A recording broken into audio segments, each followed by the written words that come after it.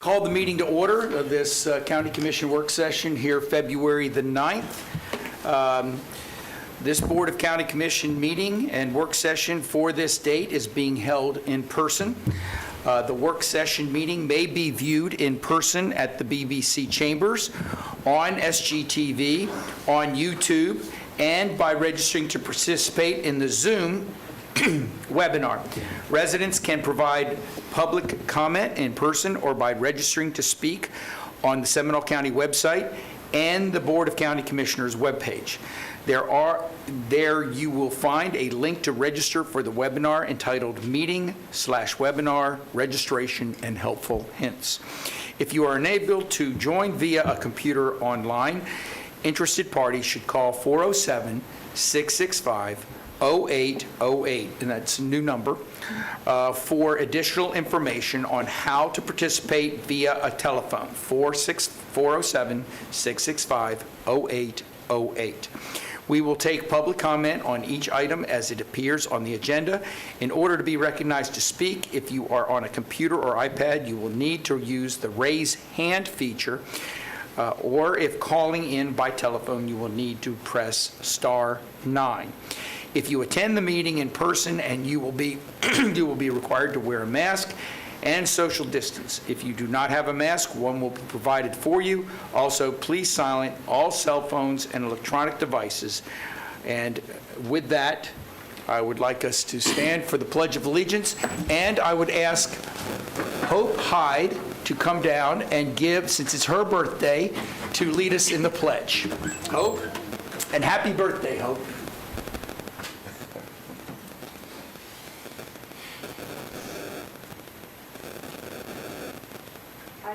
Allegiance to the flag of the United States of America and to the republic for which it stands, one nation, under God, indivisible, with liberty and justice for all. Thank you, Hope, and happy birthday. Happy birthday, Hope. Many more.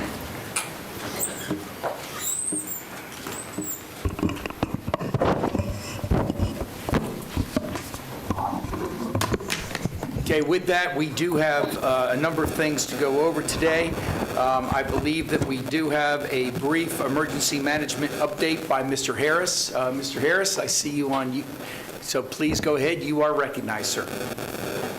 Good morning, Chairman, Commissioners, County Manager, County Attorney, and those in the audience.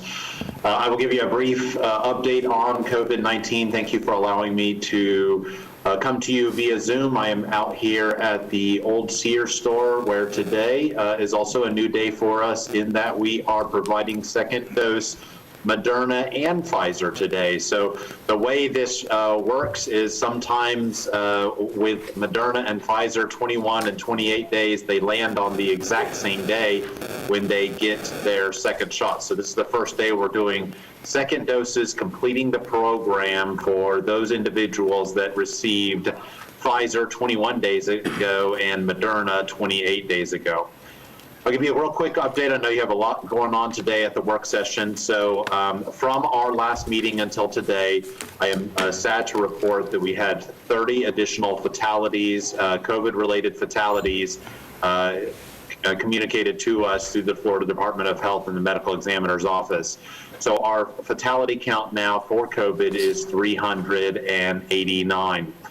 Our current positive number has gone down very little since the last time that I met with you, although it is slowly going down, which is good, off of the holiday peak, which was the worst spike that we had. It was worse than the spike that we had back in May and June. Our current positive numbers of positive individuals in the county is 1,691. That is a decrease from the last time I was with you of 32. Last time I was with you is 1,723. So again, a slight decrease, not much of a decrease. Isolated and quarantined to the home, those individuals that have come in contact with people with COVID-19 has actually gone up. So we are now at 1,845. Last time I was with you, it was 1,785. Our hospital counts are looking a little bit better, although 3 of the hospitals remain in yellow and red. And the hospital numbers now have gone down. Last time I was with you, it was 115. Now there are 78 COVID patients inside of those facilities. That, again, just like we talked about last time, those numbers are slightly decreased from the first time we had spikes because now there are treatment methods that work on some individuals. So some individuals are able to get the antibody infusions, and that certainly helps individuals that are in the hospital, expedites them getting out of the hospital. We are continuing community-based testing sites around the community at various locations, again, with our goal that you can find a test within about 10 to 15 minute drive of your home. So we're continuing that, utilizing schools, faith-based organizations, parks, to allow individuals to drive through and get a COVID test. This Thursday and then into next week, we're going to enhance that testing, sending to one of the labs that we have contracted with down at Lake Nona to identify any of the variant, the UK variant or the South African variant that may be in the county. So far, we have seen 6 tests positive of the UK variant. Now, I need to be real clear when I say that. That doesn't mean that only 6 people have the variant. That means that of the sampling, which is only a small sampling at the state lab, which is the only one that's currently doing this, they have found 6 cases here in the county. As you may remember, the city of Altamont Springs was awarded a study, and that study looks at wastewater, and they have identified in the wastewater stream the variant in multiple segments of the community. So we want to validate that information using the community-based testing site. So we'll be using our partners with Applied Ingenuity down in Lake Nona to support us with that, as well as Allied Health, which will be doing the testing. We have seen also a decrease in assisted living facilities and nursing homes, although slight. It is good news because, of course, that is our most vulnerable individuals here in the county. So when I was with you last time, we were in the 70s of positive residents in ALFs and nursing homes. We are down to 55, a slight decrease, but still a decrease, and that's good news. The last time I was with you, we had vaccinated, and when I say we, hospitals, the Florida Department of Health, of course, in Seminole County, working at the multiple pods, had vaccinated 30,973 Seminole County residents. Yesterday, 41,600. So making good strides in providing vaccine to the community as fast as the vaccine is coming in, which is not, unfortunately, as fast as we would like it, but as fast as coming in, we're trying to provide it to those that would like the vaccine in Seminole County. As I mentioned, today we're doing second dose of Moderna and Pfizer here at the Oviedo facility, and we have been continuing the mobile sites. Today we are at Florida Living Retirement, so we've been going to retirement communities as well as low and fixed income communities, transportation disadvantaged communities, and we are continuing that. We did receive an increase over the last couple of weeks, and the last time I was with you, I had talked about a decrease of doses to 1,950.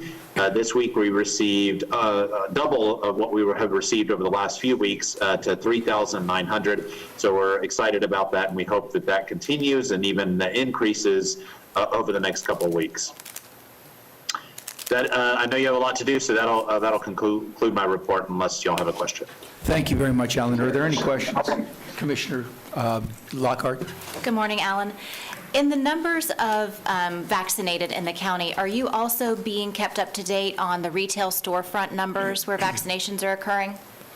Or are there any? Yes. Okay. Yeah, so far in Seminole County, no Publix, Walmart, or any other store like that is available currently for COVID-19 vaccinations, although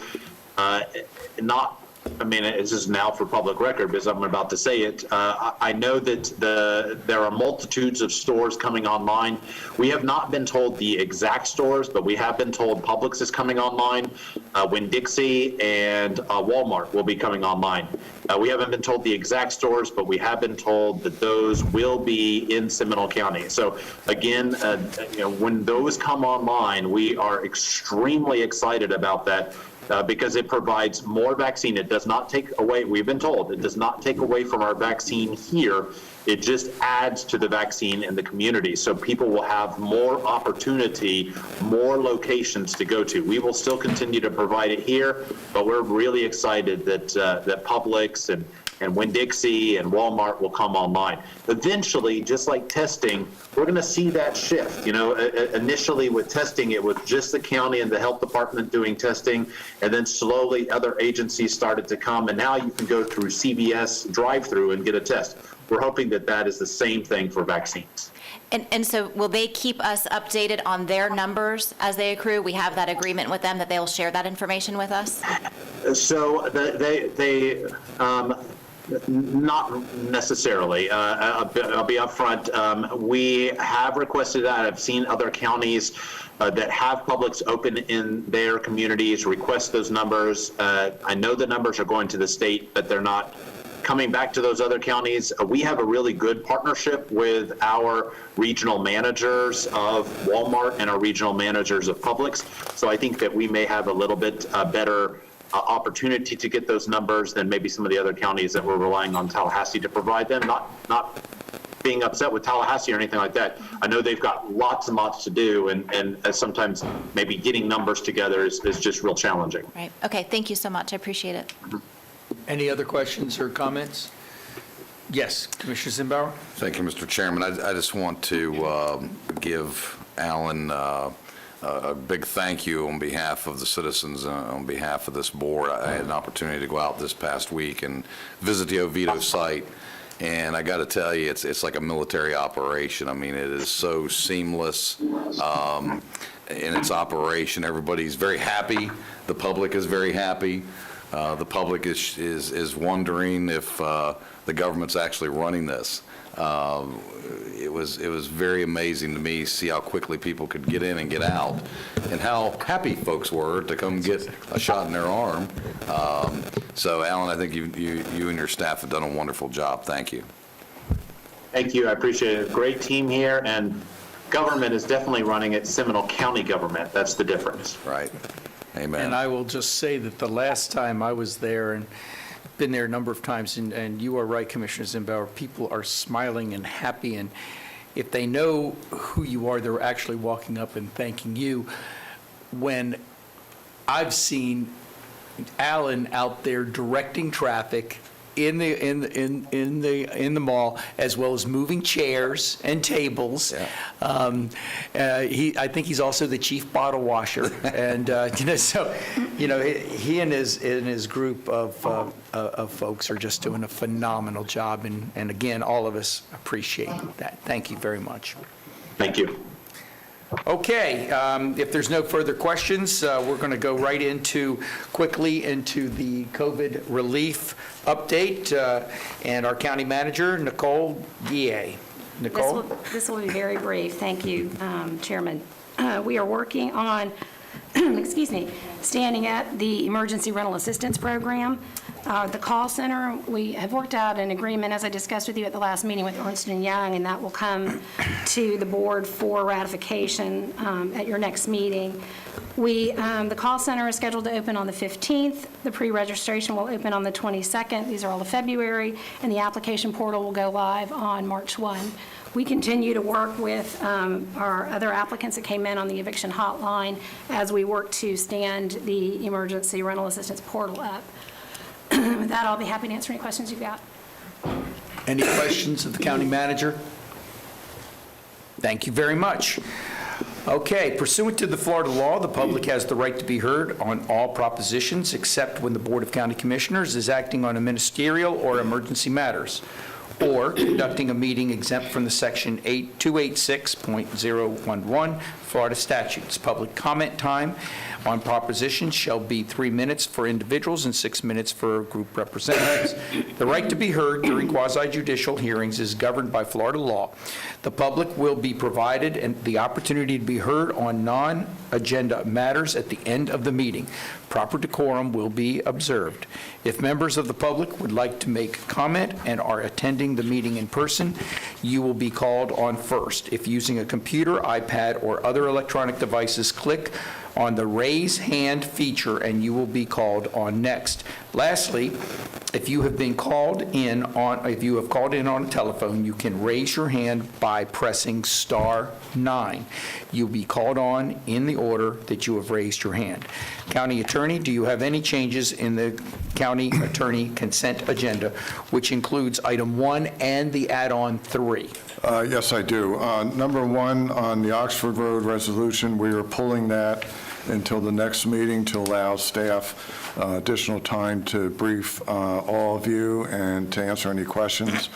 On number 3, I ask for your approval of the common interest agreement related to FDEP's proposed amendments to Rule 6241.300 through 305. This is basically a standard agreement among the parties affected by the rule to share information.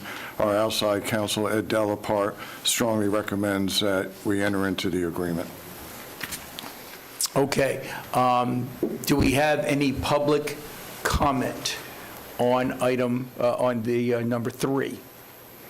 Since that is the only issue that we have on the consent agenda.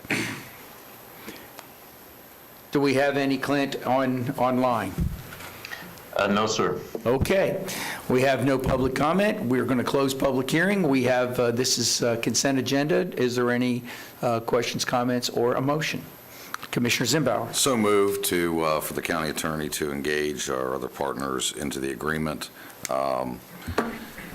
As see fit, I've been pretty involved in these meetings and following them for the past year, and I think it is the appropriate thing. I was briefed by Mr. Delapart a week ago, and so I think it is the right thing to do if we're going to weigh in and preserve our rights to the CUP and work with our partners throughout the state. It appears, and the county attorney may want to give an overview, but they're fast-tracking this thing, without a lot of additional consideration to input from the municipalities. Mr. Chairman, I'd like to second the motion. Motion and seconded. Is there any debate or discussion? Seeing none. All in favor, say aye. Aye. Opposed? Passes unanimously. Thank you. Okay, we are going to recess. Mr. Chairman, before you adjourn the business meeting, I'm sorry, I apologize for a last-minute item, but it came up yesterday when Commissioner Herr and I toured the Rescue Outreach Mission. The mission has an opportunity to pursue a grant. It's for $120,000. There's a Victims of Crime grant, and they asked for a letter of support from the Board of County Commissioners. We've not had an opportunity to fully vet the application, but they do have a deadline of this week to get the grant in, and we'd like to have authorization from the board to review the grant and, if appropriate, provide that letter of support. You've heard the county So manager. moved. Moved and seconded, moved by Commissioner Zimbauer, seconded by Commissioner Lockhart. Discussion? Mr. Chairman, Commissioner Delory. just as a follow-up, since Commissioner Herr was out there and may have a little more background, I'd like to hear her input first before we call the vote. Commissioner Herr, would you like to give an update? I would support the motion as stated. It is not a motion to give the letter, it's a motion to investigate the grant with the notion that if the grant is appropriate and we can support giving the letter, we will do that. We're also doing it, since it's a victim of crimes grant, we're doing it in conjunction with the Sheriff's Office, who is very familiar with these grants, and so we'll have background. Thank you. Okay. We've heard the explanation. We have a motion and a second. Any discussion? All in favor, say aye. Aye. Opposed? Passes. So we should, since this has a Friday deadline, you say? Yes, sir. So what we should be hearing is that at some point after looking over the grant, you'll be bringing a letter for, I guess, me to sign? Is that the way it would work? Likely, I don't know, I may be able to sign it. Okay, We'll perfect. copy all of the commission offices on the Perfect. That's what I was going to ask you to do. Thank you very much. Okay, now, is there anything else from anybody? No more surprises? All right, then we're going to recess the BCC meeting and convene the work session portion of the meeting. I believe, even though it's very difficult sometimes with the masks, I think I do see the school board member, Amy Pennick, Amy, are you there? There you are. Okay.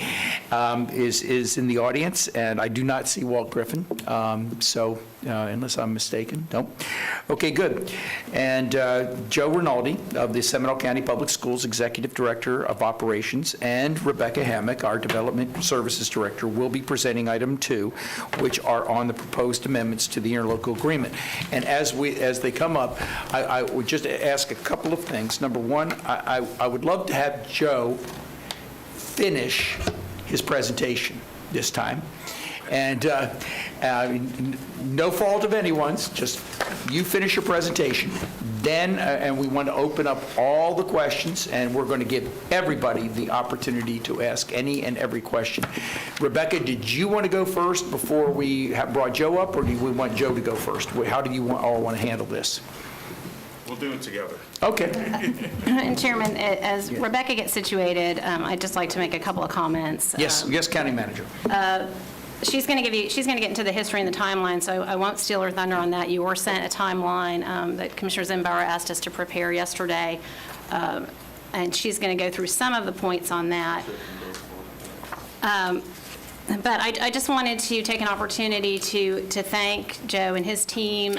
There were some questions that came up in review of the final draft that was sent to us on January 7th. I appreciate the efforts between our team and his team to make some tweaks to the agreement. Those were comments that came from me. Some of them were a result of discussions with Commissioners Delary and Zimbauer prior to the last work session, and some of them were my own questions. Most of them were questions and requests for clarification. I think at some point they got represented as BCC issues. They were not. We tried to clarify that, but I think that we made some very positive changes, and I appreciate the efforts of both teams to do so. I will not get into it. I know that there has been some concern about timing and briefings, and if that issue comes up, I'm happy to address that, but I think that there's a very positive story to tell today, and so I'll hand it off to Rebecca to do that. Mr. Chairman, And Joe. before we Yes, get started, Mr. Lorton. which agreement are we looking at? Because there was the red line agreement that was sent, there were changes that were sent, there was some questions that were sent. Well, let's let Rebecca answer that. Okay, 'cause That's a good question. I Because understand. my comments are all on the red line one that was sent to us. Is that the one that we're going to start with, Rebecca? Yes, so good morning. For the record, Rebecca Hammock, Development Services Director. And please speak up, Rebecca. It's hard to hear you. I'm Sure, sorry. I think it's on now. Rebecca Hammock, Development Services Director. Is that better? Okay. I don't And think it's you. I think it's the to volume. Commissioner Delory's question. Yes, so the red line agreement is the original proposed revised amendments to the ILA, but also included within the package that was sent out with the agenda are 2 amendments to the ILA that were based on staff questions that came up right before the last work session. So we can, of course, can answer any questions related to the red line version, and then Mr. Rinaldi is also going to go over the 2 amendments. The first amendment has been adopted by the school board on January 19th, and then following that, the BCC work session and those in the school board meeting, the Seminole County staff and school board staff met twice and went over those additional staff questions, and that resulted in the second amendment. And Mr. Rinaldi is going to go into those in more detail. Okay, so when people talk, can we talk about which amendment we're talking about? Because it's important that I follow with the right document. Yes, absolutely. We don't want any confusion as we go through this. That's all I'm asking. Yeah. Okay, so with that explanation, go right ahead and start. Okay. Good morning again, Rebecca Hammock, Development Services Director. I'm going to provide a little bit of background on the interlocal agreement itself and a little bit of history, and then bringing that up to the process that we're into now, and then I'm going to hand it over to Mr. Rinaldi, and he's going to give a more in-depth explanation of the process as well as the proposed amendments.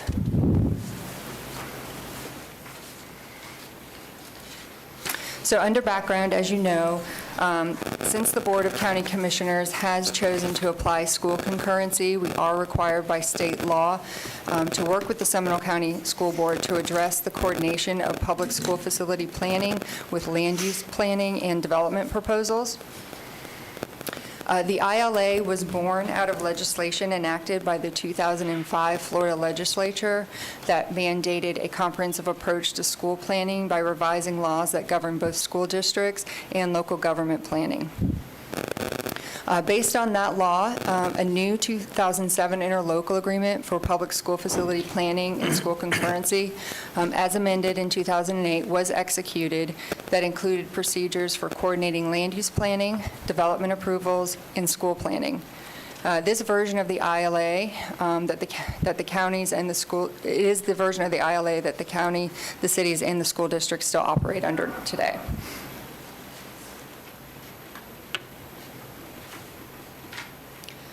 The ILA is a 9-party agreement to promote cooperation between local governments and the school board to ensure that adequate public school facilities are provided in a timely manner and at appropriate locations, to eliminate any deficit of permanent student stations, and to provide capacity for projected new growth. The Planning Technical Advisory Committee, which you hear us reference when we're discussing the ILA, was created by the Intergovernmental Planning Coordination Agreement of 1997 and is made up of professional planning staff from the county and from the various cities. The school ILA uses this committee as the staff committee to help implement the ILA. The Public School Facilities Planning Committee, the PSFPC, was created by the 2007-2008 ILA and is made up of elected officials from the county, the cities, and the school board who review recommendations from PTAC and serve as the required oversight committee for the public school concurrency program.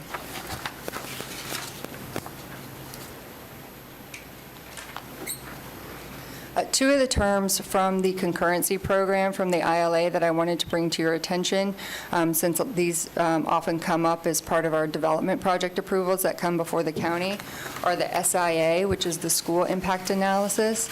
This is a non-binding preliminary school capacity assessment of available school capacity, usually provided for future land use map amendments and rezones for proposed residential developments that generate school children. These are usually provided as part of the agenda packet when we bring future land use map amendments and rezones before you. They are non-binding capacity letters that we get from the school district, but they do show a snapshot in time whether there is capacity in the schools for that proposed project. Later in the process, when we get to final engineering for subdivisions or site plans for multifamily, the developments are required to then have a SCALD, which is a school capacity availability letter. And this identifies if school capacity is available to serve a residential development. And this is when the school capacity is reserved when the school district issues the SCALD. And no residential development is to be approved unless it is exempt or a school capacity availability letter or SCALD has been issued by the school district.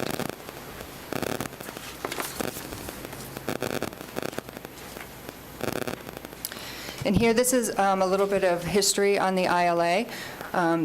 So in 2007, as I stated before, this is when the interlocal agreement was entered into between the county, municipalities, and the school board. It was amended in 2008, and the school concurrency program actually began on January 1st of 2008. In 2011, school concurrency is removed from Florida statutes as mandatory and becomes optional. In 2004, it appears that some efforts and discussions on amending the ILA based on the 2011 legislation occurred, and both PTAC and PSFPC met to discuss draft amendments to the ILA, but ultimately the ILA was not amended, and we're still operating under the 2007-2008 ILA. And then that brings us to current, or to a couple of years ago now. In 2019, the school district did request that the ILA be amended.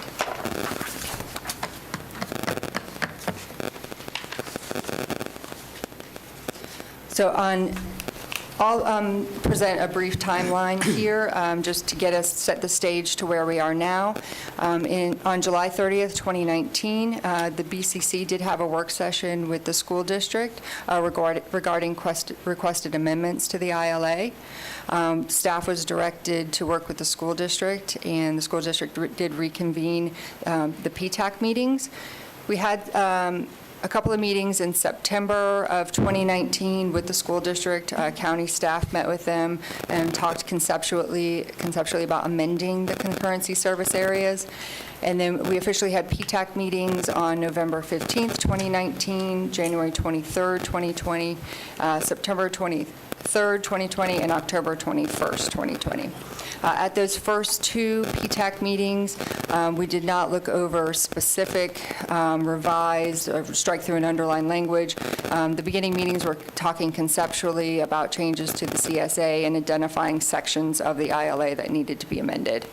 Then there were PSFPC meetings March 5th, 2020 and November 5th, 2020.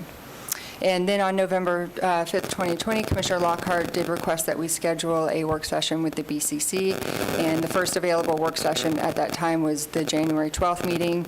And as you know, we did have the work session on January 12th of this year, and there were a number of questions that came up at that meeting, and also staff questions that were identified by the county manager.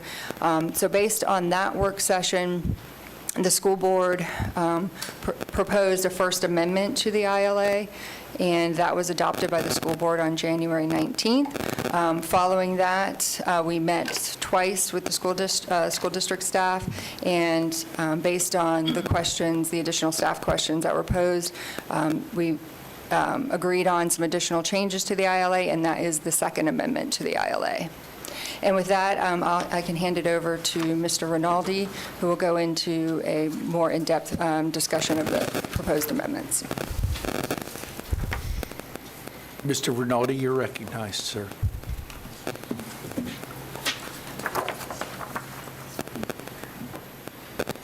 Good morning. Thank you, Ms. Hammack. I'd like to thank you for inviting us here today to work through some of the additional issues and some of the additional changes that we propose to the document that was submitted to that was submitted to you all for review back in January. The first thing is I'd like to recognize the PTAC group and identify the individuals that were actively involved in overseeing this process. As Ms. Hammack said, we had 4 meetings. We probably put somewhere between 8 and 10 hours into working through every single element. And I'm real appreciative of the planners as well as the attorneys that attended with us as well to give us some oversight as we went through the process. In regards to the PSFPC, we did have 2 meetings with the PSFPC, and I wanted to provide you with a list of the individuals that were selected by their municipalities and selected by the county to be on the PSFPC as well. And as was stated, the PSFPC is primarily or is all elected officials, so I appreciate their time because their time is so valuable. I wanted to go through the history and give you, in addition to the PSFPC meetings, we also presented to mayors and managers back in October of 2019. We had legal review by a number of attorneys, some representing a single municipalities, other representing multiple municipalities, and working with Mr. Chipok and Mr. Greg Johnson with the school board to work us through some of the specific issues from a legal standpoint and bringing everything up to speed in regards to Florida statute and the needs that you have with your comprehensive plan as well. As was stated, PTAC approved the draft that was sent to you in January on the 21st of October, and they approved the submittal to the PSFPC for their consideration. And then on the 5th of November, the PSFPC reviewed, approved. They had some minor comments, and we made some minor changes, but they approved us to submit to the municipalities, the county, as well as the school board for final consideration of the document. what we were looking for and what we're really still on schedule for is January and February of this year, maybe leading a little bit into March, having the municipalities review and approve at their commission meetings and at their board meetings as well. We do have one municipality who has approved it. At this point right now, where we stand, the municipalities would be approving the base ILA as well as Amendment 1 and Amendment 2 at this point right now. We have a planned enactment somewhere, we're hoping, in late March, and then there were 10 months in order for all of the municipalities that had comprehensive plan to update those comprehensive plans. So that was the general schedule we were looking at.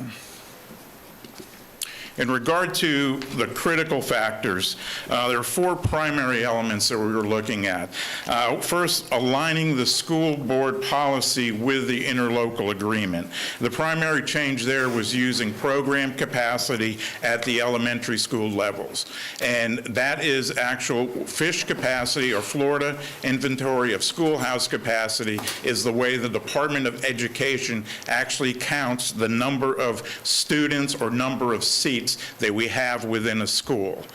Typically, they allow us at the middle school and at the high school level to reduce that count by 90% at middle school and 95% at high school. And that is part of Florida statute and part of our standard regulations for education facilities. The departure that we proposed was 95% at the elementary schools as well. And the reason we proposed that was we were seeing programs being developed that were critical to the county, critical to the district. Those programs include pre-K, expansion of ESC beyond what was originally anticipated by the Department of Education, creation of computer labs in order to do district-wide testing. And what we did over time was we surveyed our schools, and at the elementary level, we found that our usage was between 92 and 97% once we introduced all of these new programs into the campus. So at that point, we proposed that 95% of FISH be utilized at the elementary school level. So that was one of the critical elements. Also, we looked at smaller concurrency areas. And what we were looking at with the concurrency areas, we wanted to get an accurate reflection. As a development came in to be approved, we wanted that development and the impacted area geographically to be calculated as part of the capacity rather than a larger area that really was not geographically representative of what that development would be utilizing in regards to school capacity. In addition to that, smaller CSAs, or concurrency service areas, also help us reduce the cost of transportation from an operating standpoint. So at the elementary level, typically we had 3 or 4 schools that were within a CSA with the old 2007 ILA, and usually they're right around 3,100 students within that CSA. So we were looking to reduce it down to 2 schools per CSA, somewhere around 1,700 to 1,800 students per CSA at the elementary level. At the middle school and high school levels, we were proposing to go to single school CSAs rather than multiple school CSAs. And through that, we were able to reduce at the middle school level the size of the capacity from around 4,100 to right at 1,400 students, and at the high school, 6,100 down to 2,700 students. So we're looking at actual compact geographic areas that these developments are impacting and actually representing, rather than having a large geographic area across multiple municipalities and in some cases throughout the entire county. We also looked to define some basic methodologies. We identified de minimis impacts, and for a single-family development, it turned out to be 4 units. So a developer coming in with 4 or less units would not have to go through the SCALD process prior to their permitting. Multifamily, we identified 8 units as the ideal de minimis level. We also talked about the process of reservations. In the past, we would get, once we issued our SCALD letter, which was previously discussed, we would hold in abeyance and give them a temporary reservation until they received their actual final site plan approval. What we're proposing with the new ILA is at the time they pass their SCALD, they immediately get reservation as well, and then we start working through a time frame for them to get to actual permitting as well as construction. And we also clarified the reservation of the timelines. In the past, it was for the life of the development. At this point right now, we're looking at 2 years after we've issued that SCALD letter for them to get to the point of permitting and vertical construction, plus an additional year if the municipality recommends that. We would give them an additional year if there are other unforeseen circumstances that they're addressing. And then at the construction level, it would be 4 years for them to complete construction with an additional 1 year if the municipality recommends. So overall, the process has the potential of taking 8 years, and for reservations being in place for that developer for a total of 8 years. As important as what we've changed are the things that continue between the 2 ILAs. First of all, as we're calculating capacity, we're looking at the CSA which that development actually resides in, but if we exhaust all of the capacity within that CSA, then we utilize the capacity in the contiguous CSAs as well. That's required by Florida statute, and it continues within this ILA. In addition to that, if we do get to a situation where we have exhausted capacity and we need to negotiate a development agreement with a developer for whatever dollar amount that development agreement results in, they will receive impact fee credits from the school district for that project as well, or for future projects which they could use and actually sell those development credits as well. In addition, we've determined that all of the campus structures will be calculated in the capacity. That includes the brick and mortar, any portable classrooms, and any modular classrooms. So if we have the capacity to entertain a student with education within a space, it is counted within our capacity calculations. Now, as Ms. Hammack said, we did receive questions from county staff right before the last work session that we had with you, and it resulted in amendment number 1. So I'd like to go through the highlights of amendment number 1 first. First of all, we looked to, there was a formula that was inaccurate within section 12.4A. We corrected that formula to actually identify what available capacity is. In addition, in 12.5.C.1, we deleted a reference to section 9.5, which we had previously deleted in the document. So we corrected that reference. We deleted that reference. In section 12.6C, the last sentence, we deleted the statement that the SCALD was for the life of the project. We modified that and referred them to the specific timeline, which I just outlined, the overall 8 years. So we referred them to that 8 years. We had 13.1, we did have some typographical errors that we corrected. And then 13.1B, we modified the sentence to clarify that the PTAC is not a sunshine committee. It is a work group that is put together for the establishment of the coordination between the school districts, the county, and the municipalities. However, at times, we do undertake certain things where we need to take action. For instance, in the September meeting, where we made the recommendation of going forward to the PSFPC, we actually noticed that meeting so that the public could attend if they wished to attend. So we modified that. So those are the primary changes that were made in that first amendment. Joe, at some time, can we get For a minute. Joe? Yes, sir. Yes. We're going to stop here. Okay. And I just want to give the chance for the commission to talk, because this is the First Amendment, and before you go on to the proposed Second Amendment. Now, Commissioner Delory. I'd like to get a strike copy, because I'm still on the first draft with the strikes. You'll have that before you take final action. Today is to discuss from a work session standpoint. So I won't be able to see how it interacts with everything. It's page 121. Page 121 shows the changes.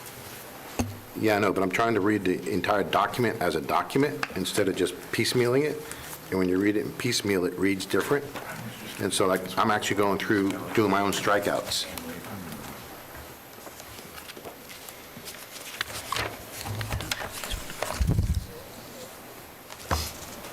Okay, can anybody address that? Rebecca? Sure. Again, for the record, Rebecca Hammock, Development Services Director.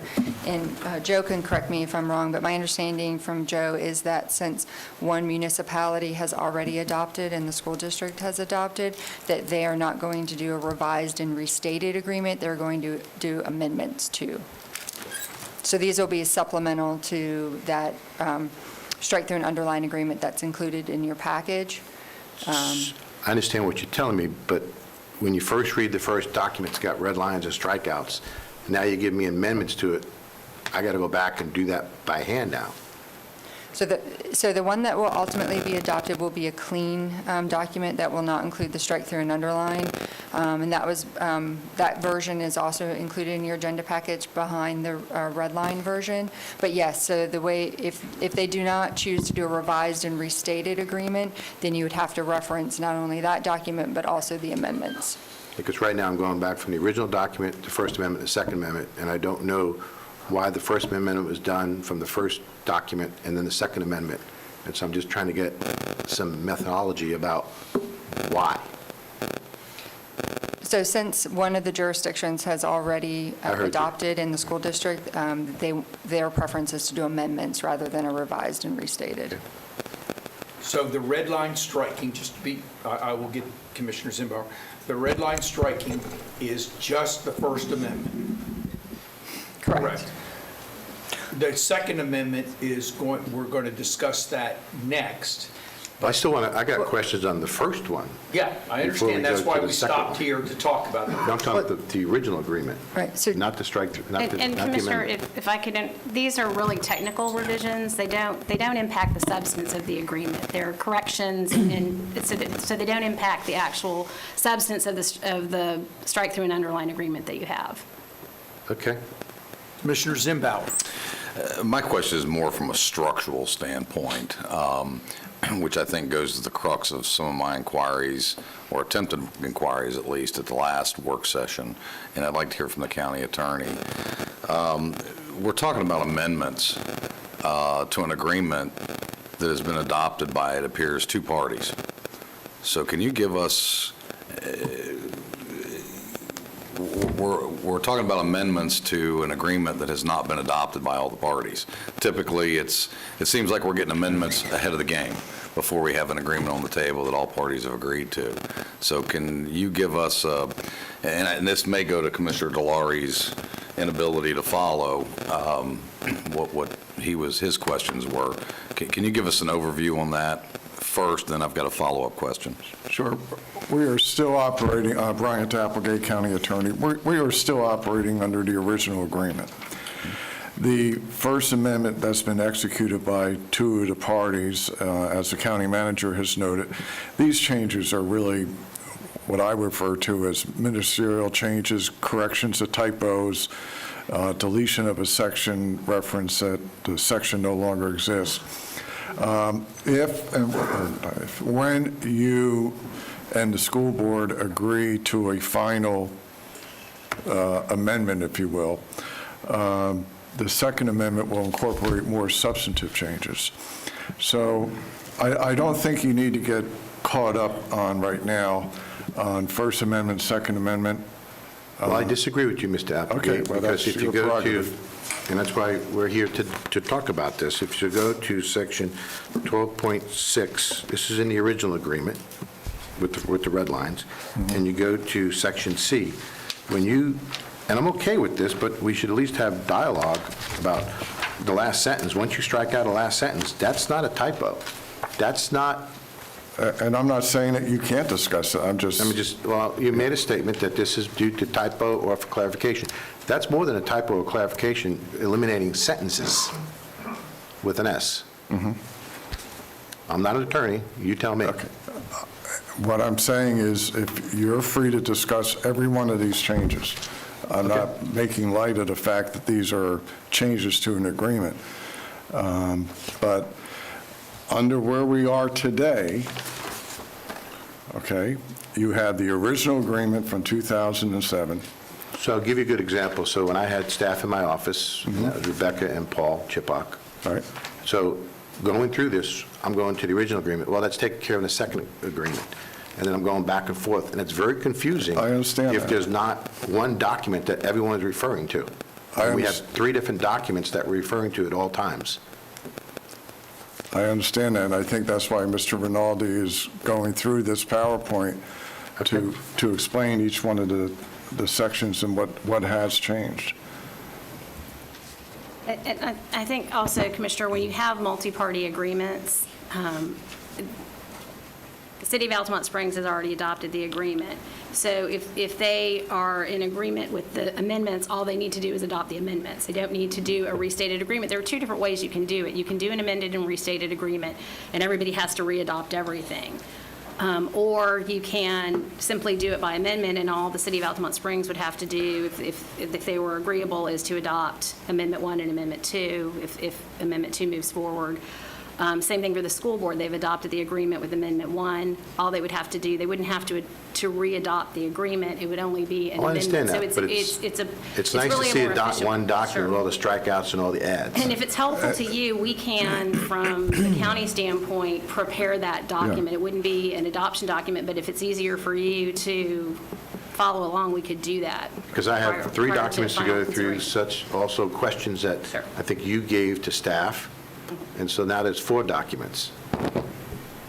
Well, those questions were kind of technical questions like this, and they've been, I I understand think that. they've been addressed through both Amendment 1 and Amendment 2. All the questions that you have been, not all of them have been addressed. Not all of those questions were my questions. They were questions that I tried to relay And that's why, based at on some point, conversations with we you. need to But the go questions through. that I had Hold on. were, At some point, we need to go through those questions to see what's being addressed, what's not being addressed.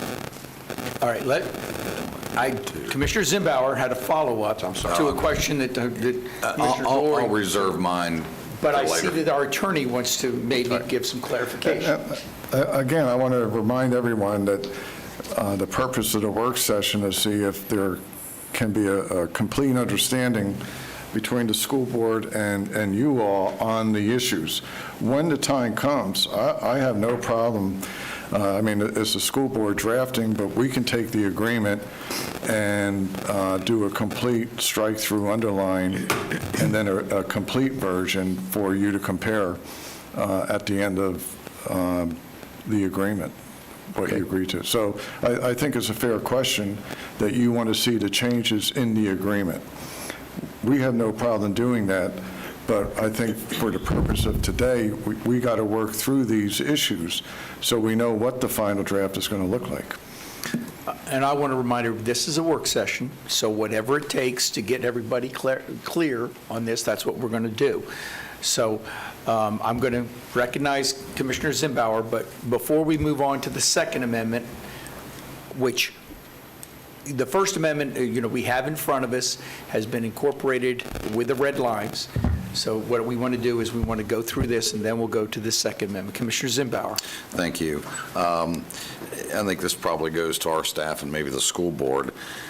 The consideration of 4 single-family units and 8 multifamily units being a threshold for consideration, how was that looked at? How many 4s and 8s have come in the last 3 years, 4 years, 5 years, 10 years, and how did we arrive at that was the number that did not need to go through the process?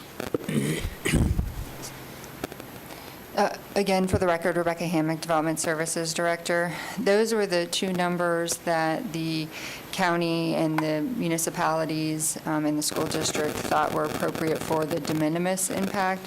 We do have development projects that come in that subdivide, to create 2-lot subdivisions, or we had a rezone just recently for a property so that they could subdivide into 2 lots. So it does occur. We probably have a handful of those, maybe more during the year. And in discussions at the PTAC meetings, that we thought that was a fair number, that no more than 4 units for single family was appropriate for a de minimis, and then the 8 for the multifamily. Joe may be able to add to that as well. The de minimis section is a new section that we've added, and it was because we saw a number of lot splits coming through. That takes the developer's time. There's a cost associated. It takes, and it really does not have a significant impact when we're calculating capacity within a CSA.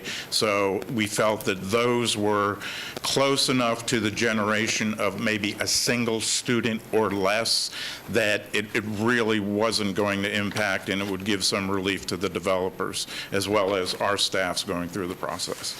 And so was there any consideration given to the possibility that you could, under this de minimis provision, have someone that would come in and let's just call it Seminole Development, who has 100 acres, and they're going to do Seminole Development 1, 2, 3, 4, 5, and 6, 7, and 8, and step these and tier these so they could get under the de minimis exception? Really, that scenario was not discussed. I mean, what we've been dealing with is been legitimate developers that were being impacted by the time to get the SCALD, to get us the 20 days to review in that process. We did not look at that level of. No, I understand. It's sometimes the unintended consequences of things that are put in place, and folks are very creative in working the system. So I wonder, in that scenario, how could that be capped in that hypothetical? Mr. Chairman?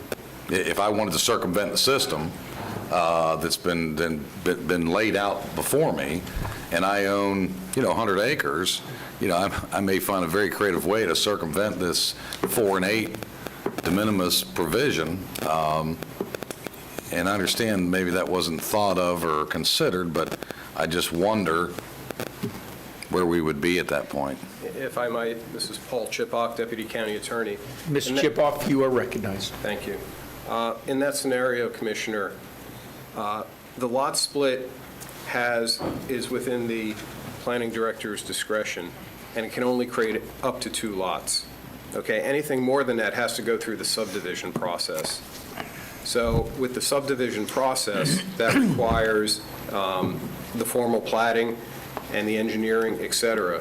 Not that it couldn't be done, but for a developer of 100 acres to create a series of 2-acre lots, 2-acre plats, is going to be cost prohibitive in that scenario. If he's going to plat beyond the original lot split, he has to go through the subdivision process. And he can create 2 lots if he wants to, multiple times, or he can be efficient and create the lot, the subdivision with the 50 or 100 lots at one time. That would have to go through the SCULP process. Sure, no, I understand that portion of it, absolutely. And we only allow a lot split on a parcel of record, so you get one, it's called free lot split, just because the code entitles you to 1 lot split for a parcel of record. So they would only be able to do that the one time, as Paul. After that, you're into the subdivision platting process. Sure, okay. Hold on, Mr. Chipoff, you may want to stay here. Commissioner Delory has a question. No, I was going to follow up. I wanted to ask Commissioner Zimbauer to rephrase that in a different way so I can understand it, because I would think that once they start doing additional lot splits, as staff mentioned, they have to come in for approval. I just want to make sure I'm understanding what you're trying to get to. Well, I'm just trying to see what the unintended consequences of if somebody wanted to work the system. I mean, if I had 100 acres or 20 acres and give one to my son, one to my daughter-in-law, one to somebody else, and do a lot split, and then come back a couple years later, they can do their own lot splits. So how do we circumvent the unintended consequences of such a scenario? They can't come back Can't do later. that. They wouldn't be able to come back later and do a lot split. Okay. Under our existing regulations. Okay, are we all together? Commissioner Hurd? For purposes of this being a work session, is it not appropriate to actually go through with Mr. Rinaldi he's got a really nice summary up there, section 12-4A, page by page, to get to the issue of what are the edits? We have them in our book. I actually could go through all of the questions. I know which ones I think were addressed and which ones were not. I understand what the amendment did, and I understand the reason for the amendment. But for purposes of understanding, would it not be worth doing that and simply flipping the pages? That's what I was hoping we would do for the first document. I would absolutely be a fan of starting at the beginning and going all the way to the end, piece by piece, and understanding each of those changes and hearing Okay, what that would we'll be. do the First Amendment first. Is that what The first everybody wants to do? The first document. First you wanna document start of the amendment. Mr. Rinaldi, can that be done? Absolutely. Yes, Commissioner Hurd? So I just want to be clear that before the meeting, the chairman did ask me to wave at him. Because Yes. of all the screens, we can't see each other too well. I just don't want to get hung up going through the first document first that has been amended. So I would suggest, as somebody that reviews contracts pretty regularly, that we start with the First Amendment so that we'll know when we look back through the document what it is. But we have not amended the first document. 2 other agencies have.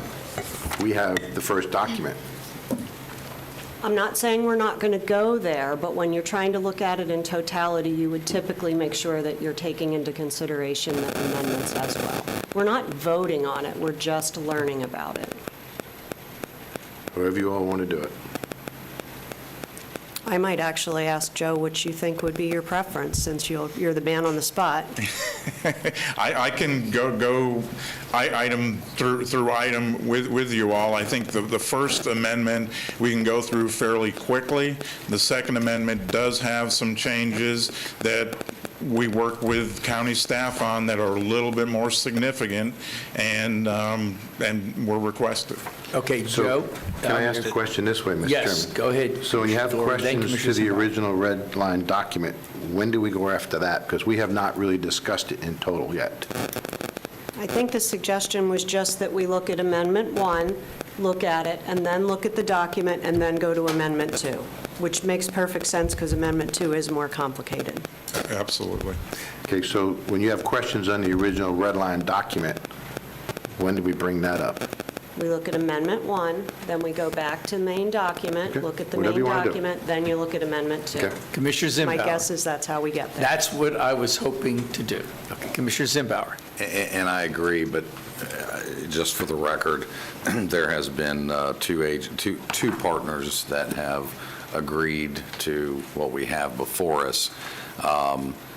Does this mean that if we have other municipalities or other partners who weigh in have additional amendments, we're going to all be going back through another work session. Yep. Piece by piece. And I think that's what it means. And that's, That, just so I can answer that very quickly, from what I've been discussing, and most of them are waiting for us.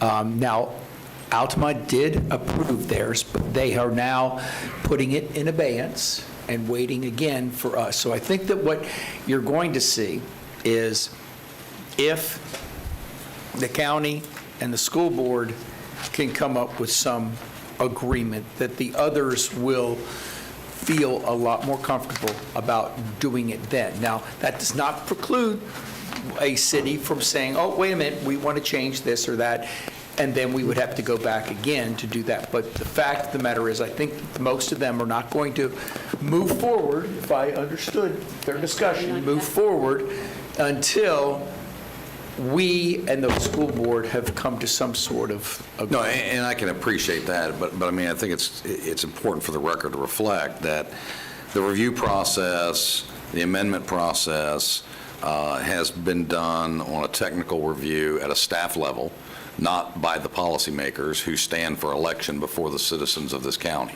And I think it's important that the public and the record reflect that staff comes up with recommendations, staff works all these things, then it goes to another process where we have representatives from each municipality that are weighing in on that, but in that no way, shape, or form reflects or may not reflect what each council or commission may ultimately decide. And I think it's important because there's been a lot of conveyance of, hey, this is a great thing, move on, everybody agrees. Well, everybody agrees at a staff level, and those entities that were meeting over the period of the last year may have come to an agreement. That does not mean the legislative boards have all agreed. I just want to make sure that's reflected on the record. Okay. Commissioner Lockhart, then Commissioner Herr. So the process that this board and the school board agreed to embark on is outlined in our existing agreement, in our existing ILA with the PSFPC and the PTAC. And it was agreed on that the participating entities established their appointees to that PSFPC committee on their behalf so that the work could be done more seamlessly, and assuming that when it got to their respective legislative bodies, most of the kinks were worked out. I think it is, it's unusual, given our organization is unusual at this point compared to the other organizations in that we seem to be the one out of the 9 that is not, that didn't understand or didn't really agree to the process that was agreed on. So while I agree completely that each of the legislative bodies have to be the ones who put their stamp of approval to join a 9-member agreement, the process that was agreed upon was stuck to by 8 of the 9 members of the agreement. We seem to be the organization that wants to handle this somewhat differently than the original outline. And that is what it is, but I think there just needs to be an acknowledgement that we are the one organization of the 9 that is handling this somewhat differently. May I address that, Mr. Chairman? Yes, and then, because, yes, and then we'll go to Commissioner Herr. Yeah, I just want to be clear to my friend Commissioner Lockhart that in no way, shape, or form am I indicating or saying that somehow the system was not followed or not agreed to and so forth. But I think it needs to be understood, and I think what the perception is, whether it is from some of the group that were there, is somehow our appointee was speaking on behalf of the entire board. And I think we all agree that's not the case. Our appointee was there to look, understand, help educate, raise issues, raise questions, et cetera, et cetera. But when delivered to us at the last work session, and I think you and I had dialogue over it about why are we asking questions? I mean, it's a work session. That's the whole purpose.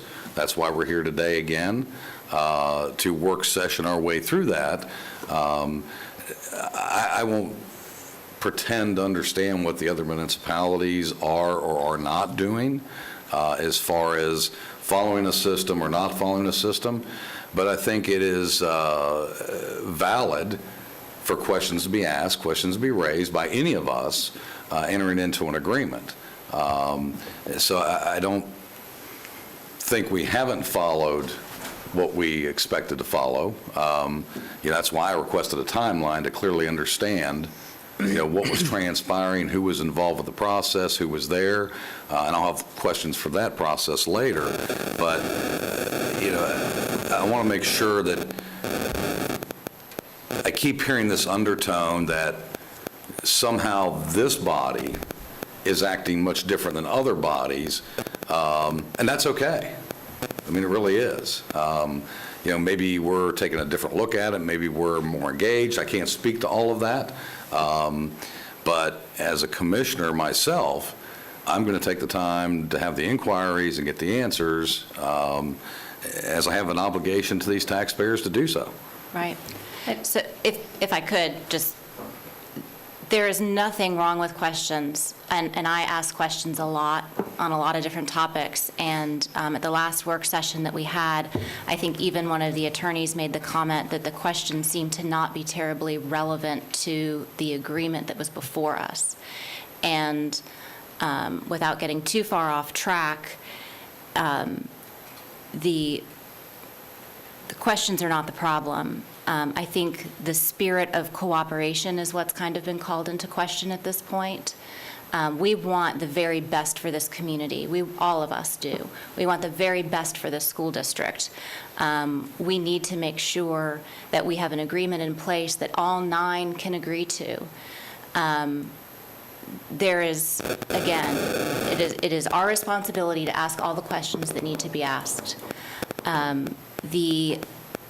The representatives and my job on that PSFPC committee and all of the emails and the back and forth that I saw reflected to me that there was a lot of deep digging going on and conversation going on, and I even was able to go back and review, preparing for this, that all of us were sent an email in February of 2020 saying, here's where we are, here's the update. If you have any questions, let us know.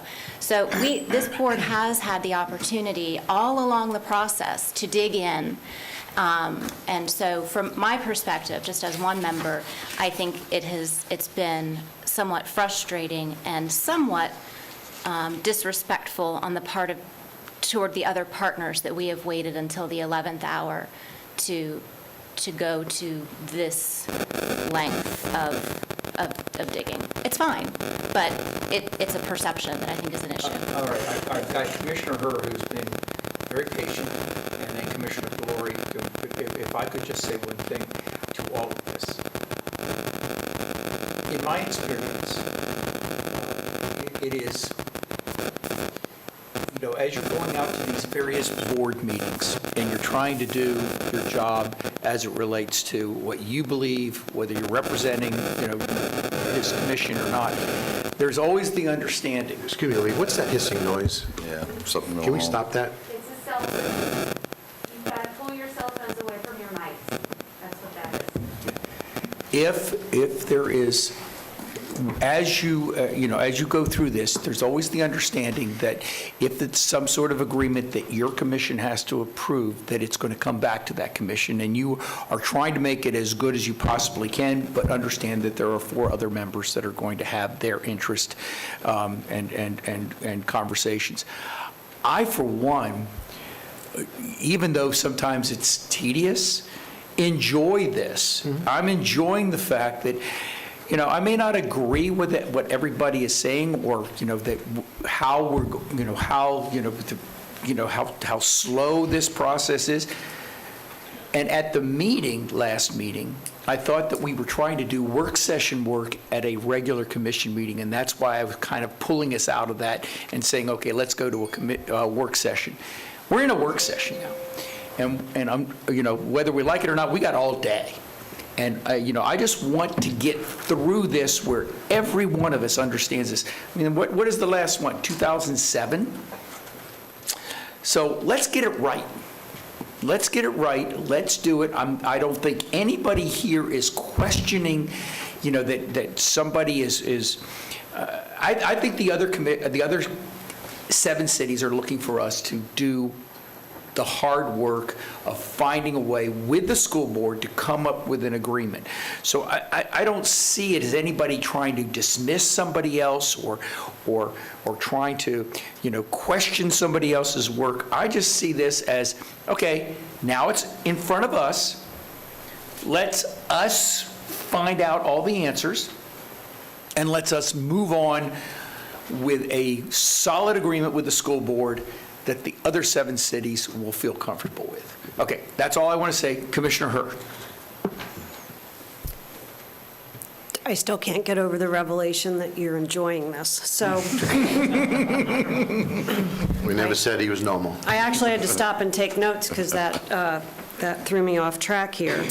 So just, you stated something for the record that I want to verify is fact or not fact, and that is that there's only one other elected body that voted for this. I think there's, the second elected body is the school district that voted for it, right? And it is your agreement to bring forward, correct? No.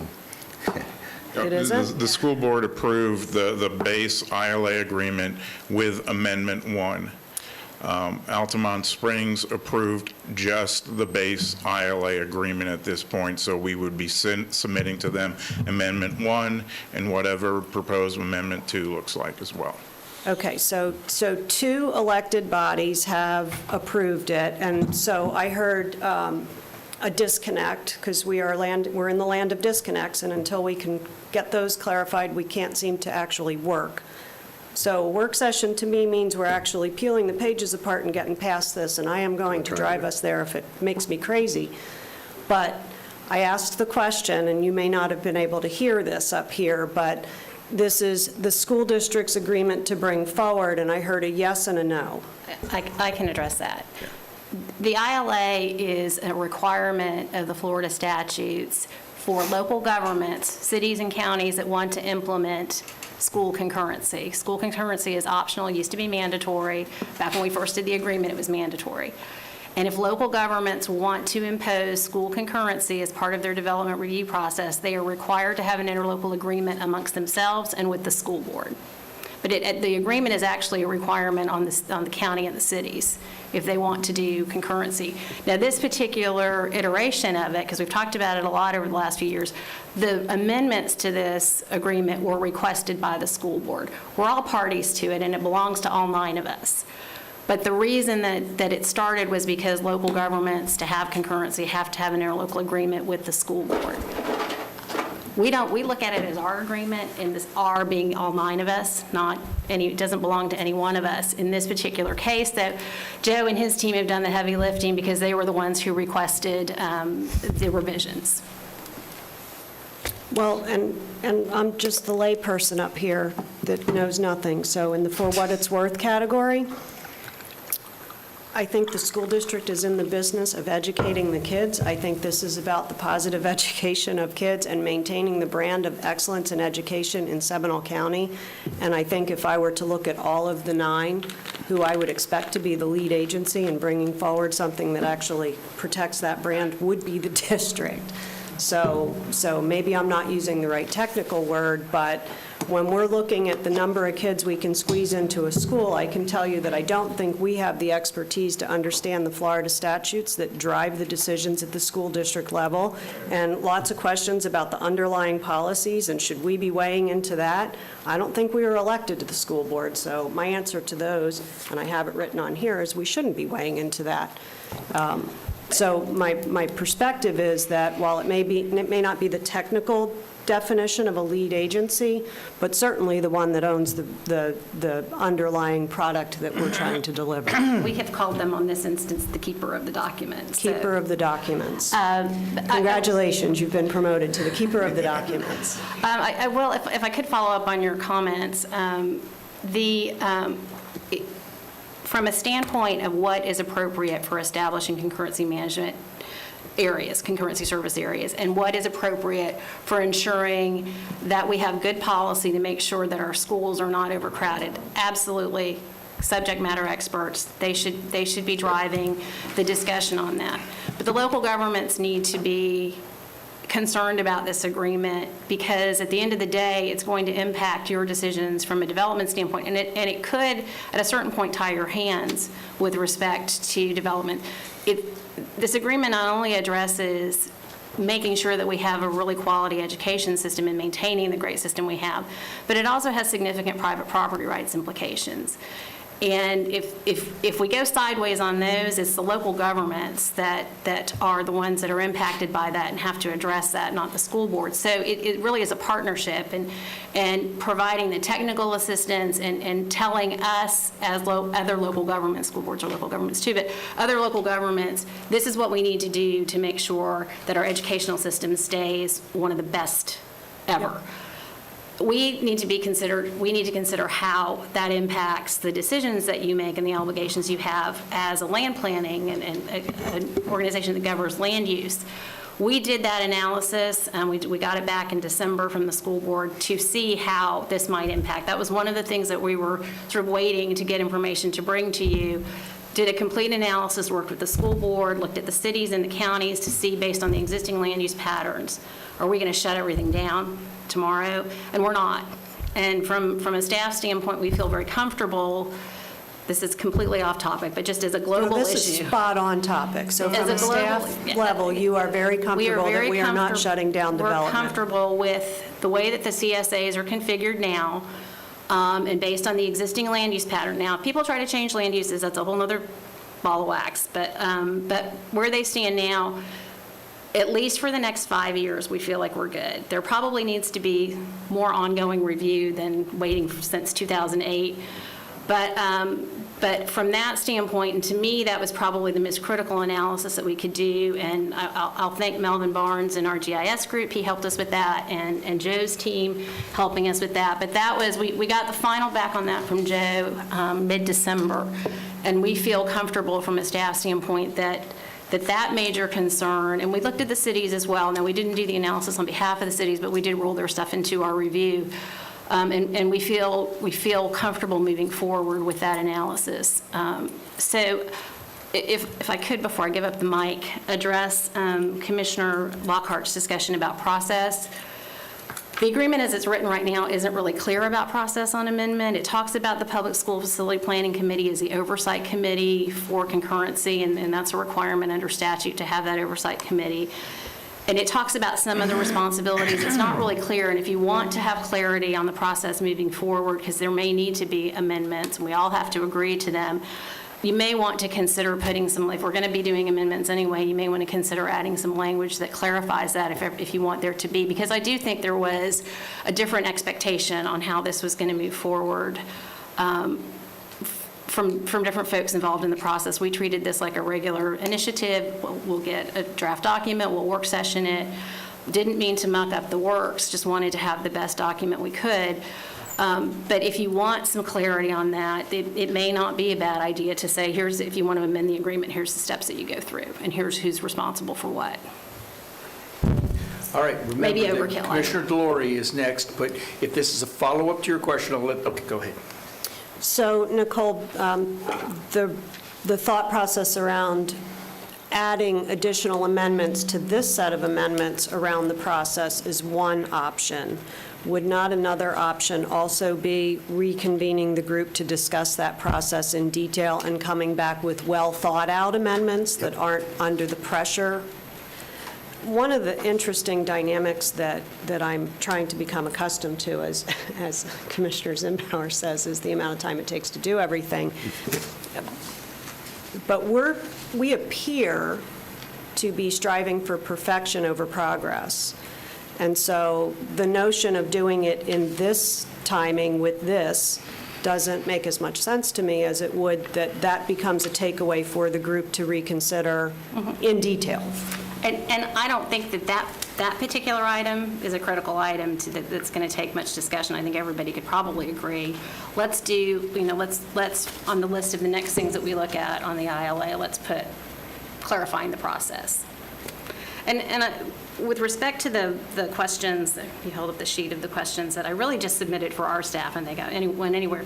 They really were clarifying. The overall premise of this agreement, I can tell you from the county staff standpoint, this idea of reducing the CSAs, adjusting the level of service, Hunter, we've been on board with that from day one, so don't want anybody to think that from a staff standpoint we've had any agita about that. It's something we're comfortable and we continue to recommend. Commissioner Delory. Thank you. Commissioner Zimbauer, you're going to be after Commissioner Lockhart. Thank you, Mr. Chairman. First of all, I want to put on the record, since we're all doing that,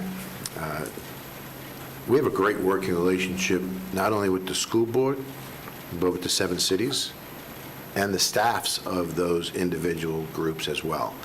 And I want to make sure that people realize that by us making questions or asking questions, it's not that we're challenging anyone.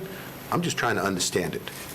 And every time I've tried to peel back the onion, as Commissioner Herr has talked about, I've actually had another aha moment.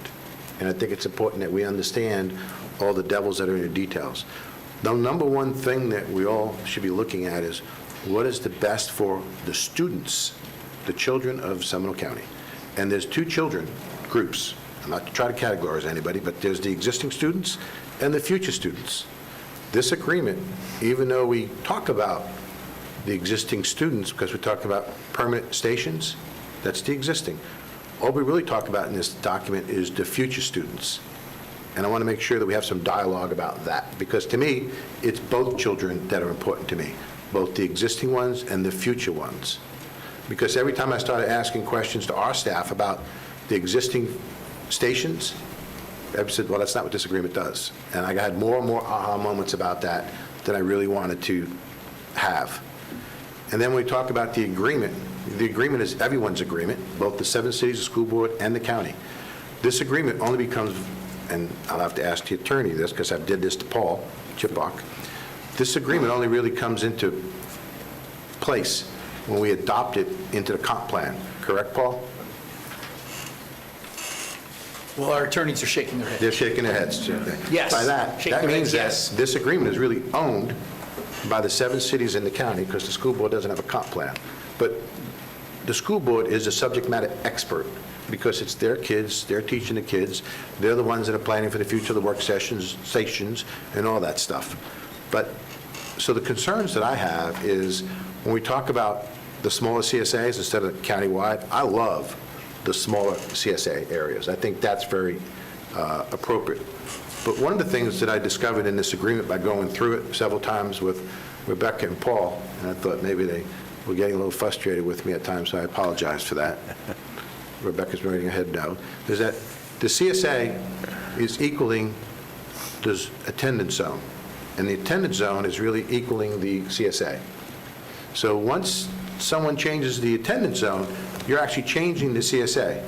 This document only talks about the changes to the CSA, not the attendance zones. But the CSA and the attendance zones are equal. So really, if you're changing the attendance zones, you're really changing the CSA. That's the devil's in the details that I'm concerned about, so that everyone understands what's happening to both the existing kids that live here, because I've heard from many residents about their kids being bused all over the place, and about kids that are going to be bused, new students that are coming into this area. So I was hoping that when we started the process, we'd have to actually have a fundamental type of philosophy of what we're going after. So instead we're not playing whack-a-mole, because that's what I believe we're playing right now, by going into the original agreement, Amendment A, Amendment 1, Amendment 2, and then there's questions. And I have no problem going over this page by page, line by line. I know Paul and Rebecca believed that I would do that because I did that to them. And I want to understand what the philosophy is, because from what I understand on this agreement, this philosophy is only for future students, not for existing students, even though it hints about it. And then the process, and that's another thing that Rebecca, staff just talked about. The process is not really identified here. So this is only for future children, not the existing children here in Seminole County. And I want to make sure that we're fair to both. But more importantly, I want to make sure that when people buy into a subdivision, they know where they're going, as well as the existing ones know where they're going. And I need to really understand all that, because those are questions I kept on asking staff, and they kept on telling me that this agreement doesn't do that. Could I defer Okay. to Mr. Rinaldi? to Okay, answer yes. this? I can Commissioner Rinaldi, respond go to ahead. that. And I agree that the 2007 document only was geared towards the future students coming in.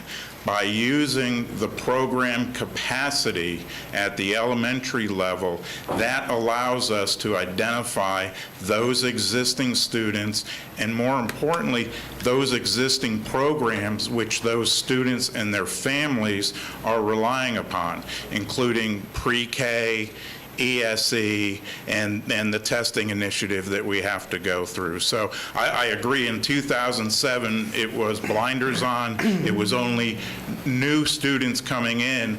We've tried to accommodate that in this ILA by that transition at the elementary level to the program capacity, which is 95% of fish. We were already kind of in place at the middle and the high school level because they recognized through other reasons why it couldn't be 100% of fish. But, I mean, we have lobbied DOE since the 80s to modify that 100% fish when they're talking about usage at the elementary level, and they refuse to do it. And Joe, make no respect, I'm on your side. I'm trying to understand it, and I don't understand how that actually happens. I know you're talking about the fish and about the program. I need an example of how that works, because I have not seen it yet.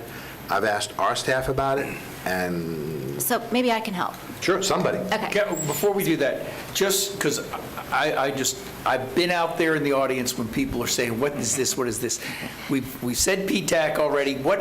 Joe, real quick, what's FISH for everybody? Florida Inventory of Schoolhouses. Thank you. I just want everybody to know that. Well, he had a microphone. It's the method by which DOE calculates our capacity and usage, which is not in line with 2021. So everybody out there, I wanted them to know we do it, we had to say it one time, so now everybody knows what that is. Now, Commissioner Lockhart. Well, I think because we do use acronyms, and we even, like Florida Inventory of Schoolhouses is the way that DOE calculates capacity on behalf of the districts. When DOE looks at a school's capacity, they look at how much room there is for a chair and a desk in a room. And they literally would go through, and staff will count how much room there is in a room. But, not every room, not every classroom is set up with desks all in a straight row, right? Some classrooms are used for students with exceptional educational needs, that's ESE. So you may only be able, because of the program of exceptional student education, to only have 5 students in a room, because you have to have a changing table. You have to have the device to lift the child up onto the changing table. You can't have, because every child needs a one-to-one assistant in that room. You can't fit 25 children in that room. You can only fit 5. So the Florida Inventory of Schoolhouses does not acknowledge that the ways schools are actually educating students, there can only be 5 students in that room, not 25. So DOE says 25 capacity. Boots on the ground, real people educating real children says, no, there's only room for 5. So what this agreement and this change does is it helps to acknowledge and accommodate the real way students are taught in classrooms today. Until this modified change that's proposed before us now, that acknowledgement of program capacity was only allowed at the middle and high school levels. So we're bringing this down to the elementary level. I get that part, but the question I have is, now you have an existing neighborhood. Before this agreement, we did countywide schools, correct? And so depending upon what subdivision you're in, you can be bused all over the county, correct? No. No, I mean, your CSA is your core. If we have available capacity there, we issue a SCAL letter. If we don't have available capacity, then by statute, we have to look at the contiguous CSAs that are touching that developer's CSAs. So there may be 4 or 5 CSAs that are in the calculation, but keep in mind, at the elementary level with the 07 ILA, we could have maybe 3 within your CSA, and then you look at the contiguous, there's another 12 to 15. I'm trying to reduce it down potentially to under 10 schools that you would be using the capacity rather than 20 schools. We have some CSAs at the middle school level that have the entire district, that have the entire county. That's what I'm getting Yeah, at. it's entire, so this brings it tighter. So those kids that are in those existing bigger CSAs are now going not to be bused because they're going to be in the smaller CSAs? Yes, yes. That's not explained in here. Yeah. Well, I mean, it's part of the metric we're using with the program capacity and the reduction in size of CSAs and the exhibits that we attach that show elementary 2, middle and high, just a single school The CSA. reason I'm asking is it only talks about new, it doesn't talk about existing. Well, I think I can address that if you... Somebody. So the concept of concurrency, of course, only applies to new development. So when you're determining whether or not there's capacity available, right now we're looking at it at a very broad scale. Correct. And the proposal is to bring it back to a more realistic, practical look. So that relates only to new development. I think what Joe is saying is by shrinking those CSAs as a practical matter, it also impacts existing students and how they can form their attendance zones. And jump in if I'm misspeaking. Exactly, yes. So that's how that new development, the impact to existing students is sort of implicit as an operational issue in the agreement. The other issue that you raised at the beginning of your question was the idea that now the concurrency service areas are coterminous in many cases with the attendance zones. And the agreement has always contemplated that the school board could do whatever they needed to do with attendance zones, which is how it should be because they're the ones that are providing education. And because concurrency was determined on such a broad basis, there wasn't an impact. It really didn't impact concurrency because you could have availability across the county and it didn't matter what they did with attendance zones. Now the CSAs will change when the attendance zones change. And so we talked about that, and I think Amendment 2 addresses that. So I tried to follow that, Nicole, with the Amendment 2, but I didn't see this. I couldn't do all the strikeouts. Okay. Well, But, so when you change the attendance zones, it changed the CSA. it does. But in here, it says that when you change the CSA, all 9 parties have to agree. But if you change the attendance zones, we don't. And it's really Well, the convoluted at attendance that zone, the CSAs are not written in stone in this agreement because they might need to change based on school needs. And they are now much more closely related to attendance zones. And there was a concern about, well, attendance zones, changing attendance zones doesn't really matter now because capacity is available district-wide. So we talked to Joe and his team about that, and what they've agreed, my position is the school board should always be the final say on attendance zones. It's their I'm not operation. disagreeing with They should be the ones that have the final say. But what we asked them to do is to let us know ahead of time, because there may be something going on in the county, or there may be something going on in the city that they're not aware of, that's kind of floating out there, hasn't gotten a scald yet, but could be impacted by a change in attendance zone. So they've agreed to notify the affected local governments at the very beginning of the process so we can get any additional information out there. I think it's a great coordination effort, and I think it addresses the concern that you have about And the reason why I have that concern, because in the document it says if you change the CSA, all parties have to agree. But then if the CSA equals the attendance zone, and you change the attendance zone, you're really changing the CSA. And I know it's semantics, but you really are doing that. Yeah, and I'd have to look specifically at the language that you're talking about changing the CSA and having approval, but the concept, we did sort of keep the CSAs fluid because the school board may need to change that to make sure that they're able to to do what they do best in assigning where students go, and we don't want to be an impediment to that, because certainly And those of again, us in the cities and I'm not counties are trying not to in do that. I'm position. trying to understand the agreement. But they did agree that we would start talking about it at the beginning so that we could give them any information that might impact Okay, that. we're trying to get, we're giving some latitude here so we can get to the answer to everybody. Joe, did I see your hand up, or was I just seeing a reflection? Yeah, the modifications on the attendance zones, if we have to go through a rezoning and the geographic changes in the attendance zones, those do not go back to the PSFPC for review and approval. If the modifications we were looking at is if we deleted a school, in other words, we closed a school, or if we were constructing a new school that we were going to be adding to a CSA, then that was a modification to that CSA, and we would go through the process of approval for amending the agreement based on those changes to the CSA. If I could just Okay. add, during the PSFPC meeting, the most recent one, this was addressed. And Greg, Mr. Johnson, did a wonderful job with whiteboarding and actually drawing amoeba-like shapes of different examples of what that would look like. And so your question is not, certainly it's not a misplaced question, but it was addressed, and I think with this language, it's clear now how that would be handled. So from what I'm understanding from both Nicole and Joe, if I may use your first names. So once we, excuse me? I'm sorry. Once we agree to this, you're doing a countywide rezone then? Because you're shrinking the CSAs. Yes, we're shrinking the size of the CSAs from 3 to 4 schools to 2 schools. Right. You're doing a countywide rezone? No. No, No. that Okay, would that was not the result in question. So for countywide the record, rezone. the answer to we're doing a countywide rezone is a no. No, we would still be But then how do using you the do that existing if you're boundaries. not- If you're shrinking the CSA?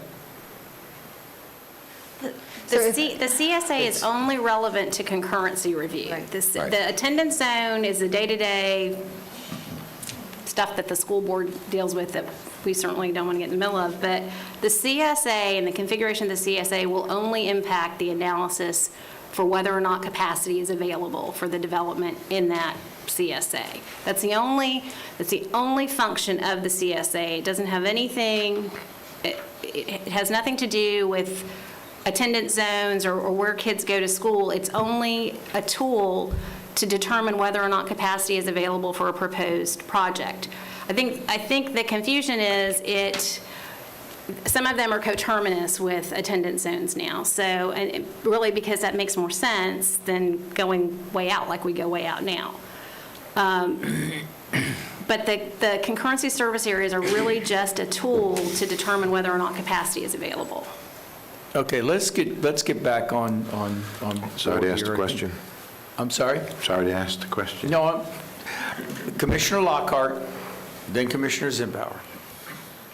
Are you finished, Commissioner Lockhart? Well, I mean, I answered the question. I did have something related to the document, but I feel like maybe we need to let Mr. Rinaldi finish. I don't know. You do you. No, I'm trying to get to that, but Commissioner know. Commissioner Zimbauer. Thank you. I've been patiently waiting, and I don't want to interrupt anyone. I think maybe Commissioner DeLaury's statement about rezone, sometimes things are said in a description is given, which is not the intent. I think maybe I inquire with Commissioner DeLaury. I think my impression of what he's indicating is that we're not rezoning in general, but in fact, if you are considering capacity across a wider area of this county versus shrinking it down to smaller CSAs, then by default, you are impacting some capability that was there before that's not there now. But we can only trust that the calculations that everybody's doing takes care of that in the long run. But to a couple of things that have been said, before I was recognized and everybody started talking, which I'm as guilty as the next party, so I'm not going to point fingers. So I think we all agree up here, and we have agreed, that we want our schools to succeed. We want to do what's right by our schools. We want all of this to be right for our community. This should not be us against them. It should not be what's happening there is not correct. So with that said, if we're going to do this, let's do it right. Let's work our way through it. Let's get all the questions out on the table. Let's make sure everything's being engaged and considered, so we don't have to go back and amend. Because if we have to amend this 2 years, 3 years, 4 years from now, we're going to go back to a lot more brain damage as we're seeing these lengthy meetings go on and take place. But to the process of the PTAC and the PSFPC, I don't disagree with what was said either by chairman or the county manager about clarifying the process. So I got a question about Amendment 1 and 2 that we're here talking about right now. Have those amendments been through PTAC and the PSFPC? Have they considered the amendments? I asked for a timeline, and I see where they're requested, and I see where the dialogue happened, but I don't see where the PTAC or PSFPC has set in and weighed in on those discussion of proposed amendments. At this point, no. It's been discussion between county staff and school board staff. Okay. So if the PTAC and the PSFPC are an integral part of that, would it not be appropriate for them to weigh in on that? Or does that not make sense? And maybe that's where some of the clarification needs to occur. Because if I'm a member of that PTAC or the other group, and we are part of that vetting process, and now we get down to a point of questions and things that have come up, and then all of a sudden we're arbitrarily getting into amendments for one entity that have raised inquiries, it would seem to be productive to have everybody in that process that's been involved in that process weigh in on those as well. Did I see? And now we've changed horses, so. Do I see the Ms. school Pinnock, how board are you member, today? Amy, up there? Did you, Jay, Commissioner Zimbauer, let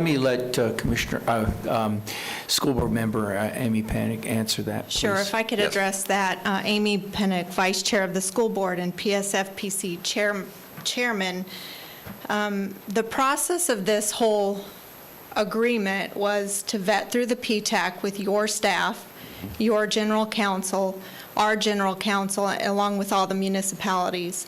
We got to the point in September, October, where every party had gone through all of this gyration, agreed to the amended agreement to put it forward to the PSFPC. We had a PSFPC meeting where we all discussed at further length the changes, the red line changes, the effects, the impacts on the municipalities, the school board, the county, and we agreed to move forward to send this to every municipality's commission for vote. At that point, we were done with the process. We had no reason to come back until you, the BOCC, had questions at your work session. For whatever reason, between you and your staff didn't communicate the changes, the updates, the effects, and that's why we're here. We didn't feel it was necessary to pull together all 9 municipalities in the PTAC or the PSFPC to address your specific questions. And thank you for that, and I appreciate that. And so let me address that. So I think I just heard that this whole process was vetted through staff. This whole process was put through the PSFPC. And somehow this county commission just should accept it. And I think that's what that's the whole dialogue I think I've been, so I'm just going to say this real quickly. Our staff, and that's why I requested the timeline, at no time has anybody from staff, other than reaching out to us, or the request for a work session been made so this body could come together and have discussion. And this body is having discussion at the last work session and obviously this work session. If I follow this timeline right, the work session by our representative was requested back in November. Is that correct, Ms. Hammack? Yes. By email, I sent an email to staff requesting that they pull together discussions with commissioners. Maybe that would be a work session, but I would leave it to them at their discretion how they would like to proceed. Sure. And so, as we all know, inquiries in working with this body have to be in the sunshine, have to be open to the public, and is the opportunity where we come together to hear each other's position, understand, inquire, exactly what we're doing here today. And so that happened in November. We're scheduled for January. We have a work session. Now we're at a second work session. But I think what I just heard was the expectation from one of our partners were it went through the PTAC and the PSFPC. It was all good to go. You guys need to vote on it. And that's what I just heard. I'm pretty sure that's what I just heard. So I'm not sure, and I'm not pointing fingers. I'm just saying maybe the process does need some better clarification on how this is to go on and proceed. If we don't, then we're going to have partners to this agreement that understand something perhaps different than what others do. And Commissioner Lockhart, I see that. Okay, I mean, everybody's comments here today, I think, are valid, but let's bring us back to the core. Regardless of what is said anywhere else, please somebody control your phone. Regardless of what anybody is saying out, we're here now. We're here now, and we have all the time in the world to go through this. So all of us talking about what's happened before, we're here now. Let's start working through this. And I think that as we've all discussed, whether we'd like to have all the documents in front of us, we can go through this First Amendment. The First Amendment then gets us in the proper posture. Then we can go to the Second Amendment.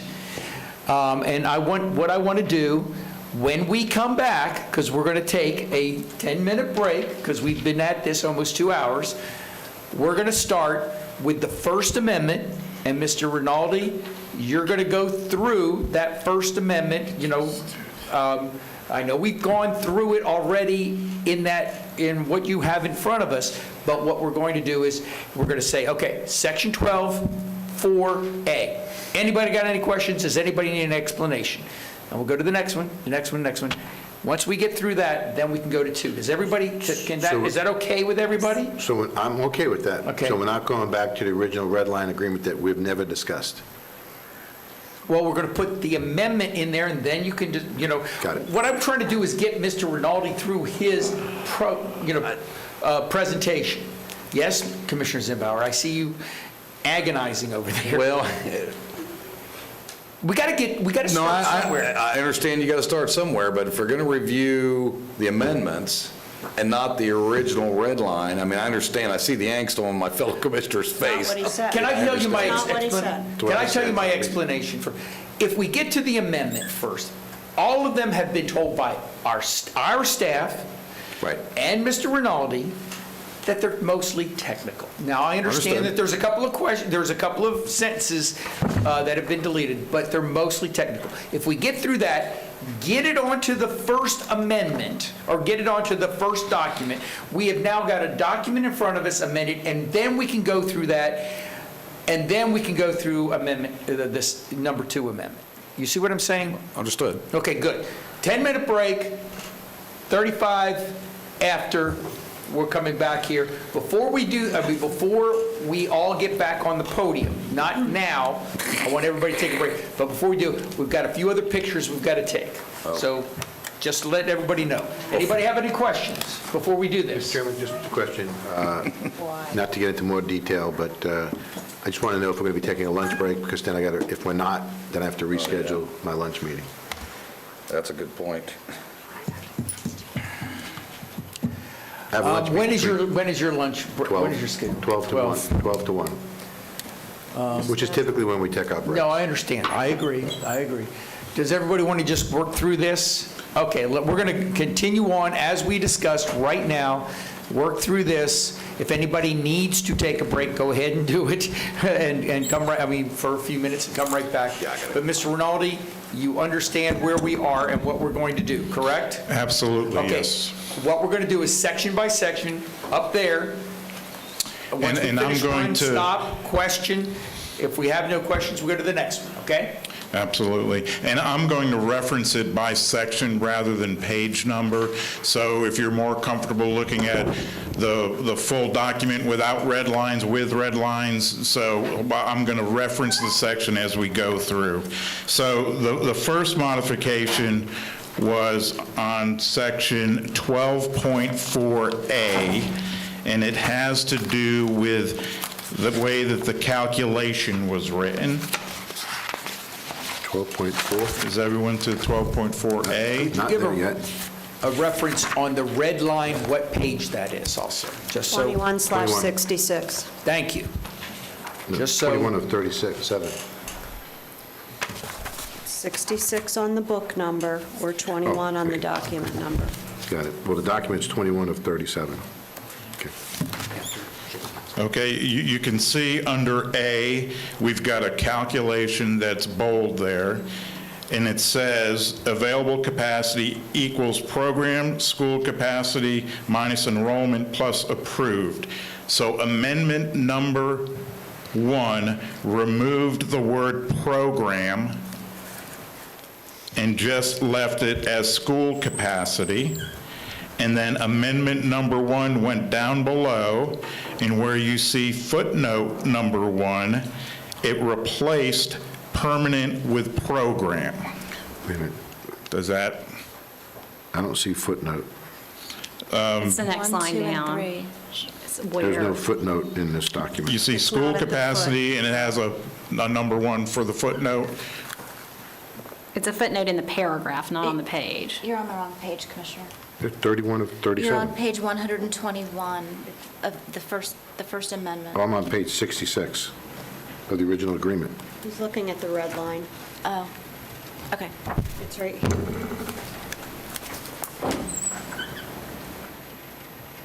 So you're on 12.6? Yeah, so the footnotes are embedded.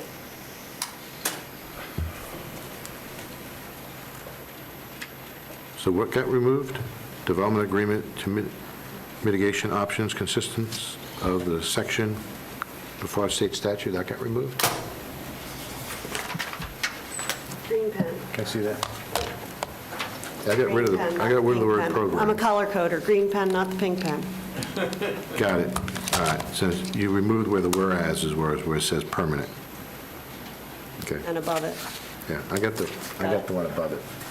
All right, we got a system. Okay. So that item removed the word permanent capacity, replaced it with program school capacity, and clarified what school capacity was, that it includes both the program capacity and any projects that we have presently scheduled in the next year in our capital improvement plan. Next 3 years. For 3 years, yeah. 3 years. Okay. Any questions, comments? Next, section 12.5C.1. This was a section where the last sentence referenced section 9.5, which we removed from the document. So we've deleted the entire sentence in order to correct that reference. And it really ties into the first one where we said, and by deleting that entire sentence, we are still committing that when we calculate capacity, if it's in the first 3 years of our CIP, then it's part of the calculation of that capacity. So really, we could remove the entire sentence when we modified the formula in the first one. Any questions? Okay. Sections 12.6C. 12.6C.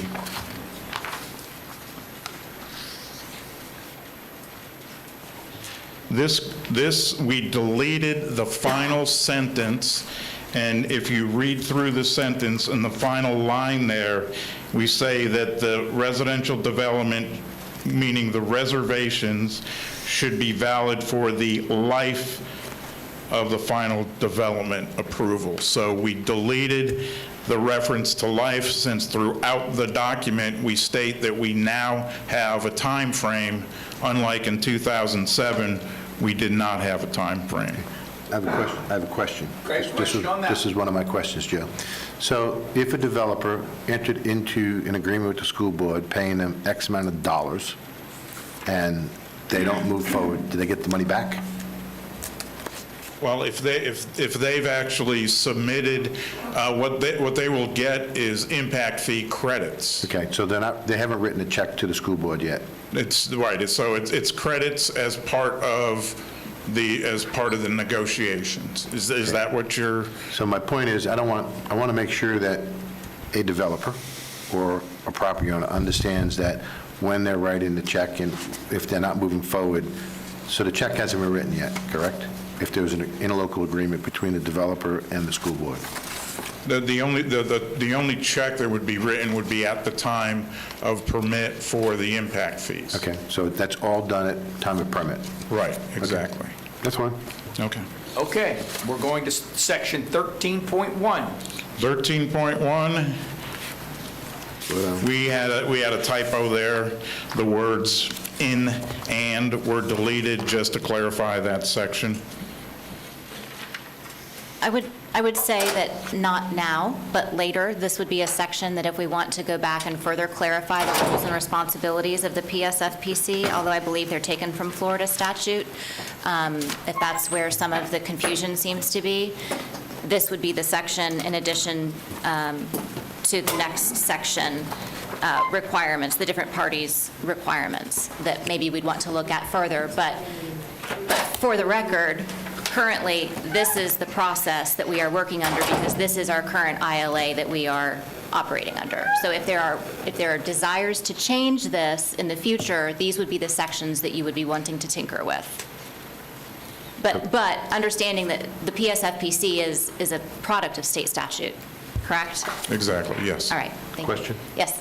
So here under 13.1, on the oversight, it designates that the school board will now be the chair of this group. I think it should rotate for transparency purposes, and I didn't know what other people thought. I can tell you the PSFPC liked very much having the school board member be the chair because it's their staff that's making these modifications and they are the closest to the issue. Having another agency entity be chair of that committee might be cumbersome.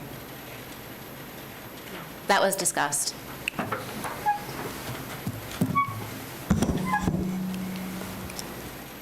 I think we should have dialogue over it.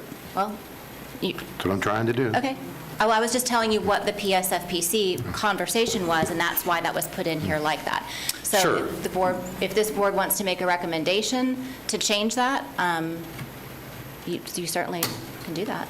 No, I don't necessarily disagree. I mean, it's pretty clear to me, and maybe this is me just working with legal contracts at all times, especially multi-party contracts. In a global landscape, when you have so many partners, the original ILA was opened, obviously, to have discussion. That's why we're here. We've had amendments offered. Amendments have been put in. They haven't gone through the PS or the process that all the other discussions and recommendations were coming forward. And again, I don't see the harm in vetting the process and making sure everybody is heard and make sure we don't continue to do amendments. Now, there may be amendments that we agree upon, or us and the school board agree upon, but maybe one of the cities don't agree with that amendment. So then we're going to come back again to reconsider another amendment of something that we amended and the school board amended laterally without input from the other partners. They may or may not like. I mean, I understand what our chairman said, that, everybody's supposedly waiting to see what we do, and maybe that's the case, maybe it's not. But our land use is different in the county than many of the cities. And the comp plans are different, and so what we may agree upon may not be in the best interest of a certain city, and likewise, a certain city may have a proposal or amendment they want that is not in the best interest of our comp plan or what our visions are for the county or the unincorporated area. And what I see happening is, honestly, I'm very disturbed that the expectation was we were voting on this at the last, and then we've moved forward with these amendments, which other players or other partners have not been a party to, or at least it was put on the radar, but there was no formal meeting to vet it out and have discussion amongst those partners. And to stick, though, with what we are trying to do right now to just get through these next two, Sure. We're talking about the deletion of punctuation and a word in section 13.1. If we want to make specific suggestions of changing 13.1, we can certainly have that discussion. But going, I'm not sure how we're going to get forward if we keep going back. And I understand, but what I want to make sure of, when it gets again back to the structure of the process, and I completely understand what we're trying to do and go through each one of these. So is it the expectation of my fellow commissioners, to try to put it in a narrow format, is it the expectation of my fellow commissioners as we go through this and we make our inquiries and what we may or may not like and change, that it's going to go back through the PTAC for the other partners to make those considerations to see if they're okay with it, or is it not? I will say that I think that the PTAC, here we go again with all the acronyms, is done. And that now they've done their work, and now it's in our hands. So They handed it over, so the way it's outlined, it says right here what the PSFPC and the responsibility is. The PTAC sends the suggested changes or the modifications or whatever it is to the PSFPC. The PSFPC then takes those changes in that process. It really doesn't say, in this section anyway, that that everyone is supposed to come back and get the individual blessing and re-dialogue it all and tear it all back apart and put it back together again. That work. So I'm saying, if we want to change that, and if you want the PSFPC to have a requirement that they go back and do that, then this would be the section you would want to have that language added to. But right now, this process did not include that step. Understood. So I understand that completely. Commissioner? But that is not in the best interest of this county. I would argue that we are moving forward without allowing the partners to weigh back in on whatever they've changed, whatever we've changed, or suggested edits, or it becomes a perpetual process of amendments and hearings and work sessions for everybody. And Chairman might be right. Maybe it's a non-issue. Maybe this board's going to work our way through it, and everybody else is going to fall in line. I mean, I guess that could happen. I didn't say fall in line. I just said I think that they're waiting for us to do the heavy lifting. I don't think that the school board, and forgive me, Commissioner, Ms. Pennick, if I'm wrong, but this does not, whatever we're doing doesn't stop you all from having a meeting if you want to have it and look it over. Is that not correct? Joe, you're at the podium, so you can answer that. That is correct, and as the municipalities are reviewing, we're attending their meetings as well, and we would be submitting Amendment 1 and whatever Amendment 2 looks like, since we have not finalized it. Based on this meeting, we were hoping to finalize it, and if those municipalities had questions prior to approval, we would be there to answer those questions. Could I offer a suggestion on this? All right, yes, but Commissioner Delory has a question, but I'm going to let you go, and Commissioner Zimbauer has the floor, so I'm going to ask him if he's finished first before I go to the next one. Go ahead. I'm sorry. I'm sorry. And I totally understand what Commissioner Lockhart is indicating. Don't get me wrong. I think, we all want what's best for this community and this school board and our children and the families and so forth. That's not the issue. Perception often is much different than reality. And all I'm saying is, whether you want to amend that portion or it's not outlined in that portion on what PTAC and PFPSC is supposed to be doing, to unilaterally just disregard it because it doesn't say it without consideration to our other partners, I find not a good process of playing in the sandbox with all of our partners. And I understand what the document says, but we've opened the document again for discussion and review, and I think this is the time to have that. As we're going back and forth, that might be one thing that you suggest to the staff to look into to see if you come back with a different recommendation. County Manager. My suggestion at this point, with respect to the two amendments that are on the table, they're not substantive. They're technical, they're clarifying, and unless there is something that comes out of this meeting or any of the subsequent city meetings that is substantive, I don't know that it's necessary for that to go back to PTAC. Now, if there is if you decide you want to change the scheme for CSAs or do something that impacts the intent, the overall intent of the agreement, because I think all of the amendments that are proposed serve the intent. If you want to do something that changes the intent, then you might want to talk about going back to PTAC. But I think if the amendments are going to stay in line with what you see in the First Amendment and in the Second Amendment, the intent of the agreement that PTAC looked at and that the Public School Facility Planning Committee looked at remains unchanged. And these are really tinkering and just trying to tighten up the agreement, making sure that if anybody challenges it, it's right and tight and all of that. Now, I don't know what's going to happen the rest of the day, and you may come up with some sort of change that merits further discussion from a technical and legal standpoint. But my suggestion to you would be, before you decide whether or not this needs to go back, and you recommend that it goes back, let's see maybe what the proposals are for amendment, if there are anything in addition to what we have on the table already. Just a suggestion.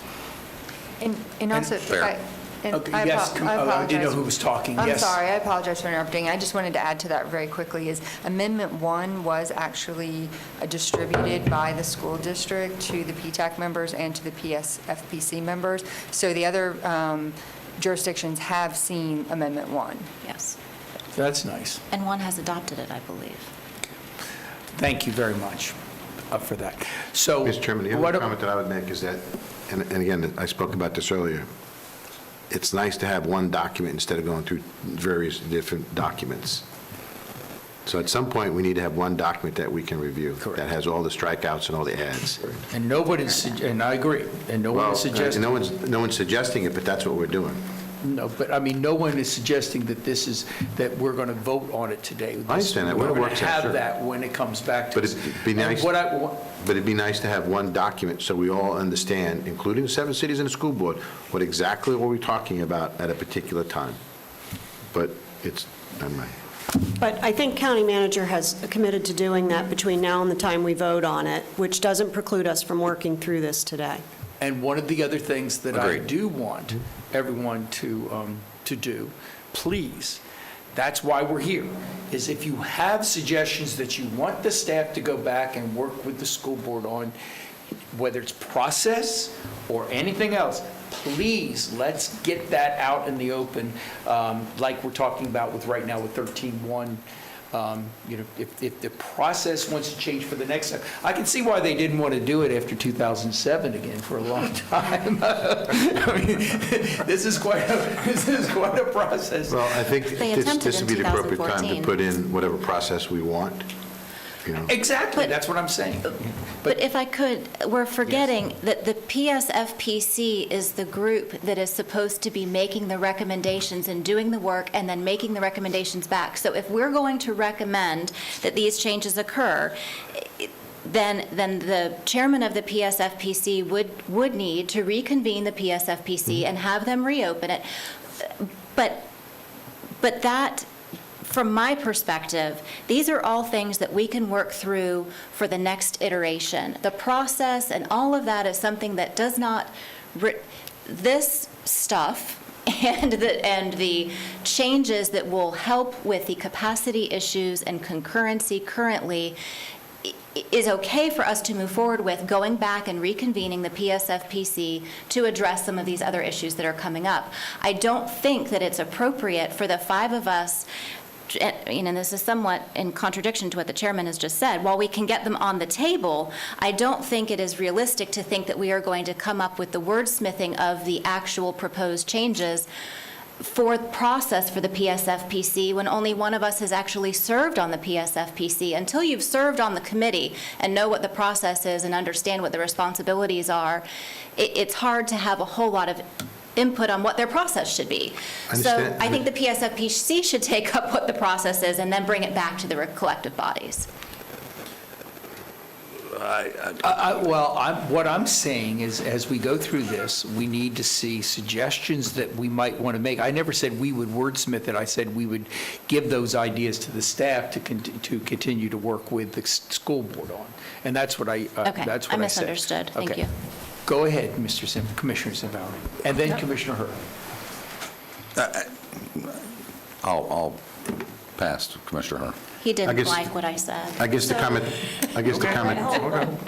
Commissioner Hur has the floor. I've been waiting. So the piece that I am actually confused about is that even if we make changes to the process in this document, I'm not proposing that we do because I think that should be a secondary process that should come back through the committees.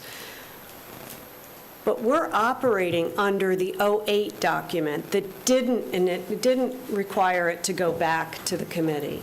So changing it here doesn't cause that to happen. I just want to make sure that I'm seeing attorneys nod and school board members nod, and you just nodded, so I'm feeling good about that statement. Well, I don't know about all that, but go ahead.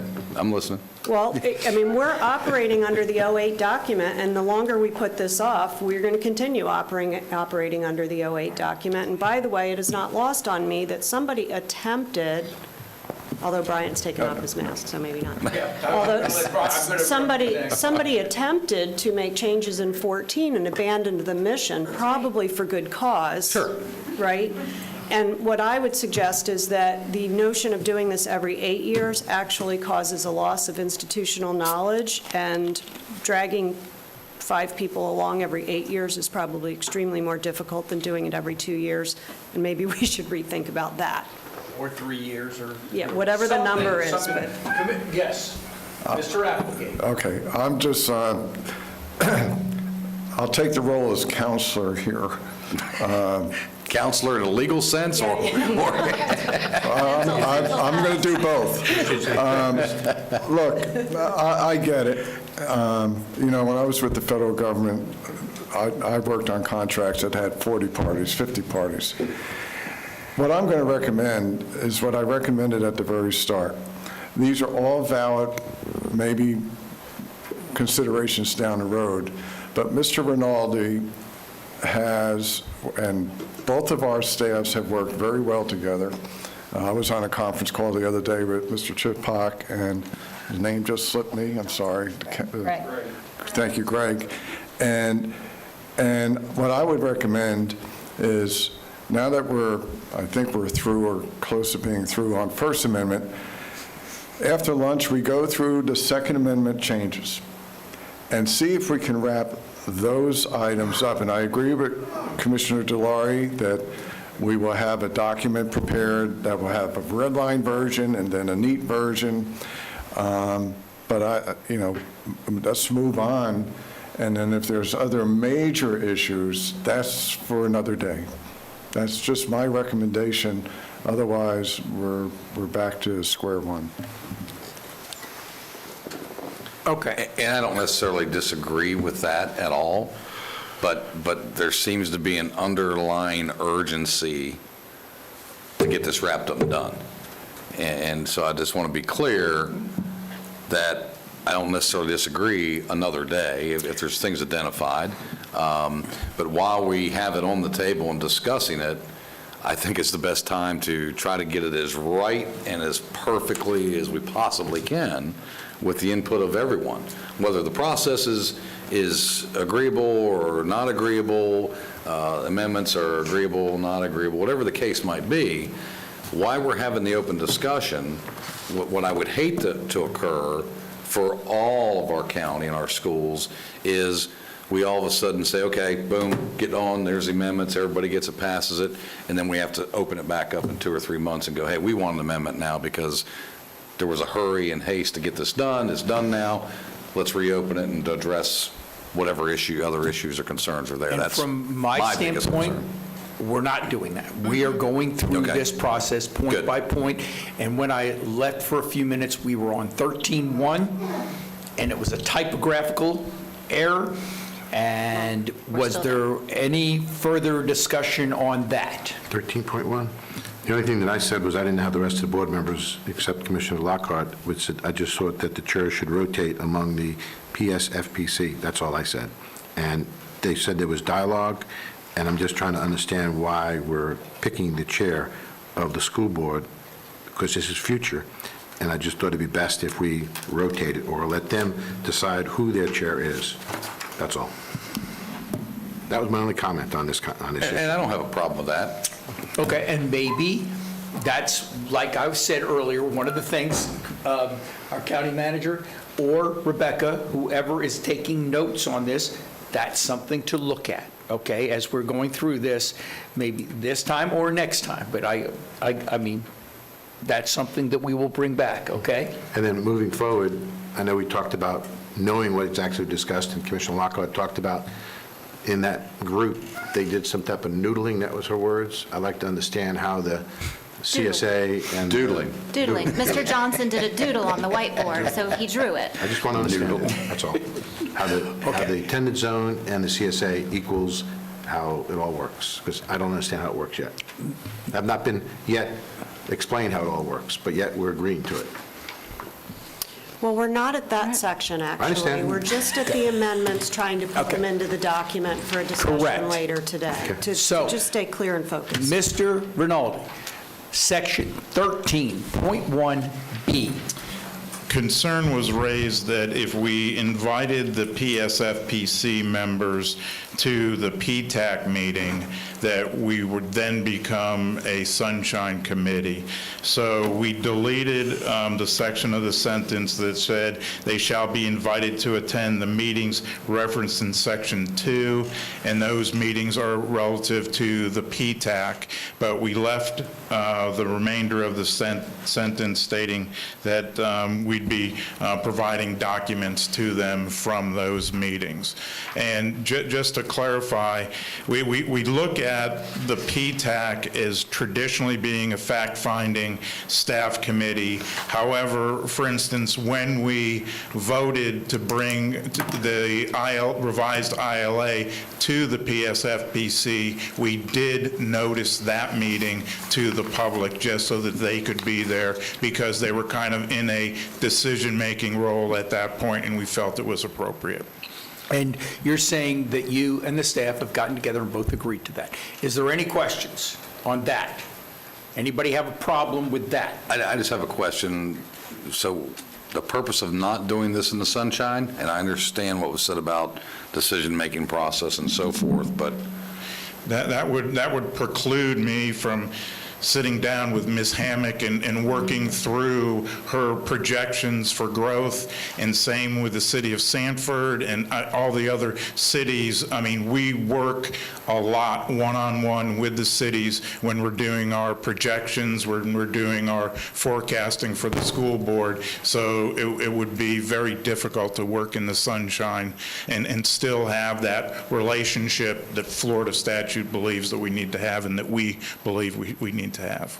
For PTAC, not the elected group. The Exactly, elected for group is a PTAC. Sunshine. So the committee that Commissioner Lockhart sits on is a Sunshine Committee. Right. We're just talking about the technical staff group. Got it. Okay. Okay. But yet all documents are public record that you have, correct? Absolutely, yes. So that if someone wanted something, they could do a public records request. Absolutely. Want to be yes. clear? Yeah, maybe I was confused because I was on 13.1B or whatever, and we're talking about PSFPC and not PTAC, so I just want to make Okay. sure. Well, and Well, it's saying that the PSFPC members it was clarifying that PSFPC members were not necessarily invited to participate in PTAC because that would Sure. then make it a Sunshine Committee. Right. That's why it was under 13.1. Correct. I saw Commissioner Hurt, you had your hand raised. Thank you, Chairman. I just want to go back and point out that this does not say that the chairman of the school board shall serve as the chairman. It says a representative from the school board Correct. Okay. shall act as the chairperson. All right, Mr. Rinaldi, Ms. Hammack, are we finished with what is in Amendment 1? Yes. All right, does anybody have any questions on that? We're not voting on it. Does anybody have any questions on that before we move on? Okay, we are going to move on to lunch. All right, that's what, because it's 5 till 12. Some of us may have luncheon engagements. Can we all agree that we can do it within an hour, or do we need an hour and a half? Could you do an hour and a half, please? Okay. Everybody heard that? We're going to do it until 1:30 is when we're going to come back. Before we start the meeting at 1:30, Ms. Johnson, you'll have the photographer here again, okay? And we'll do that. We'll do a few more pictures before we start at 1:30, so don't eat too much because we don't want to look bad in the pictures, okay? Does anybody have any further questions before we take this break? All right, take a break till 1:30. Thank you very much.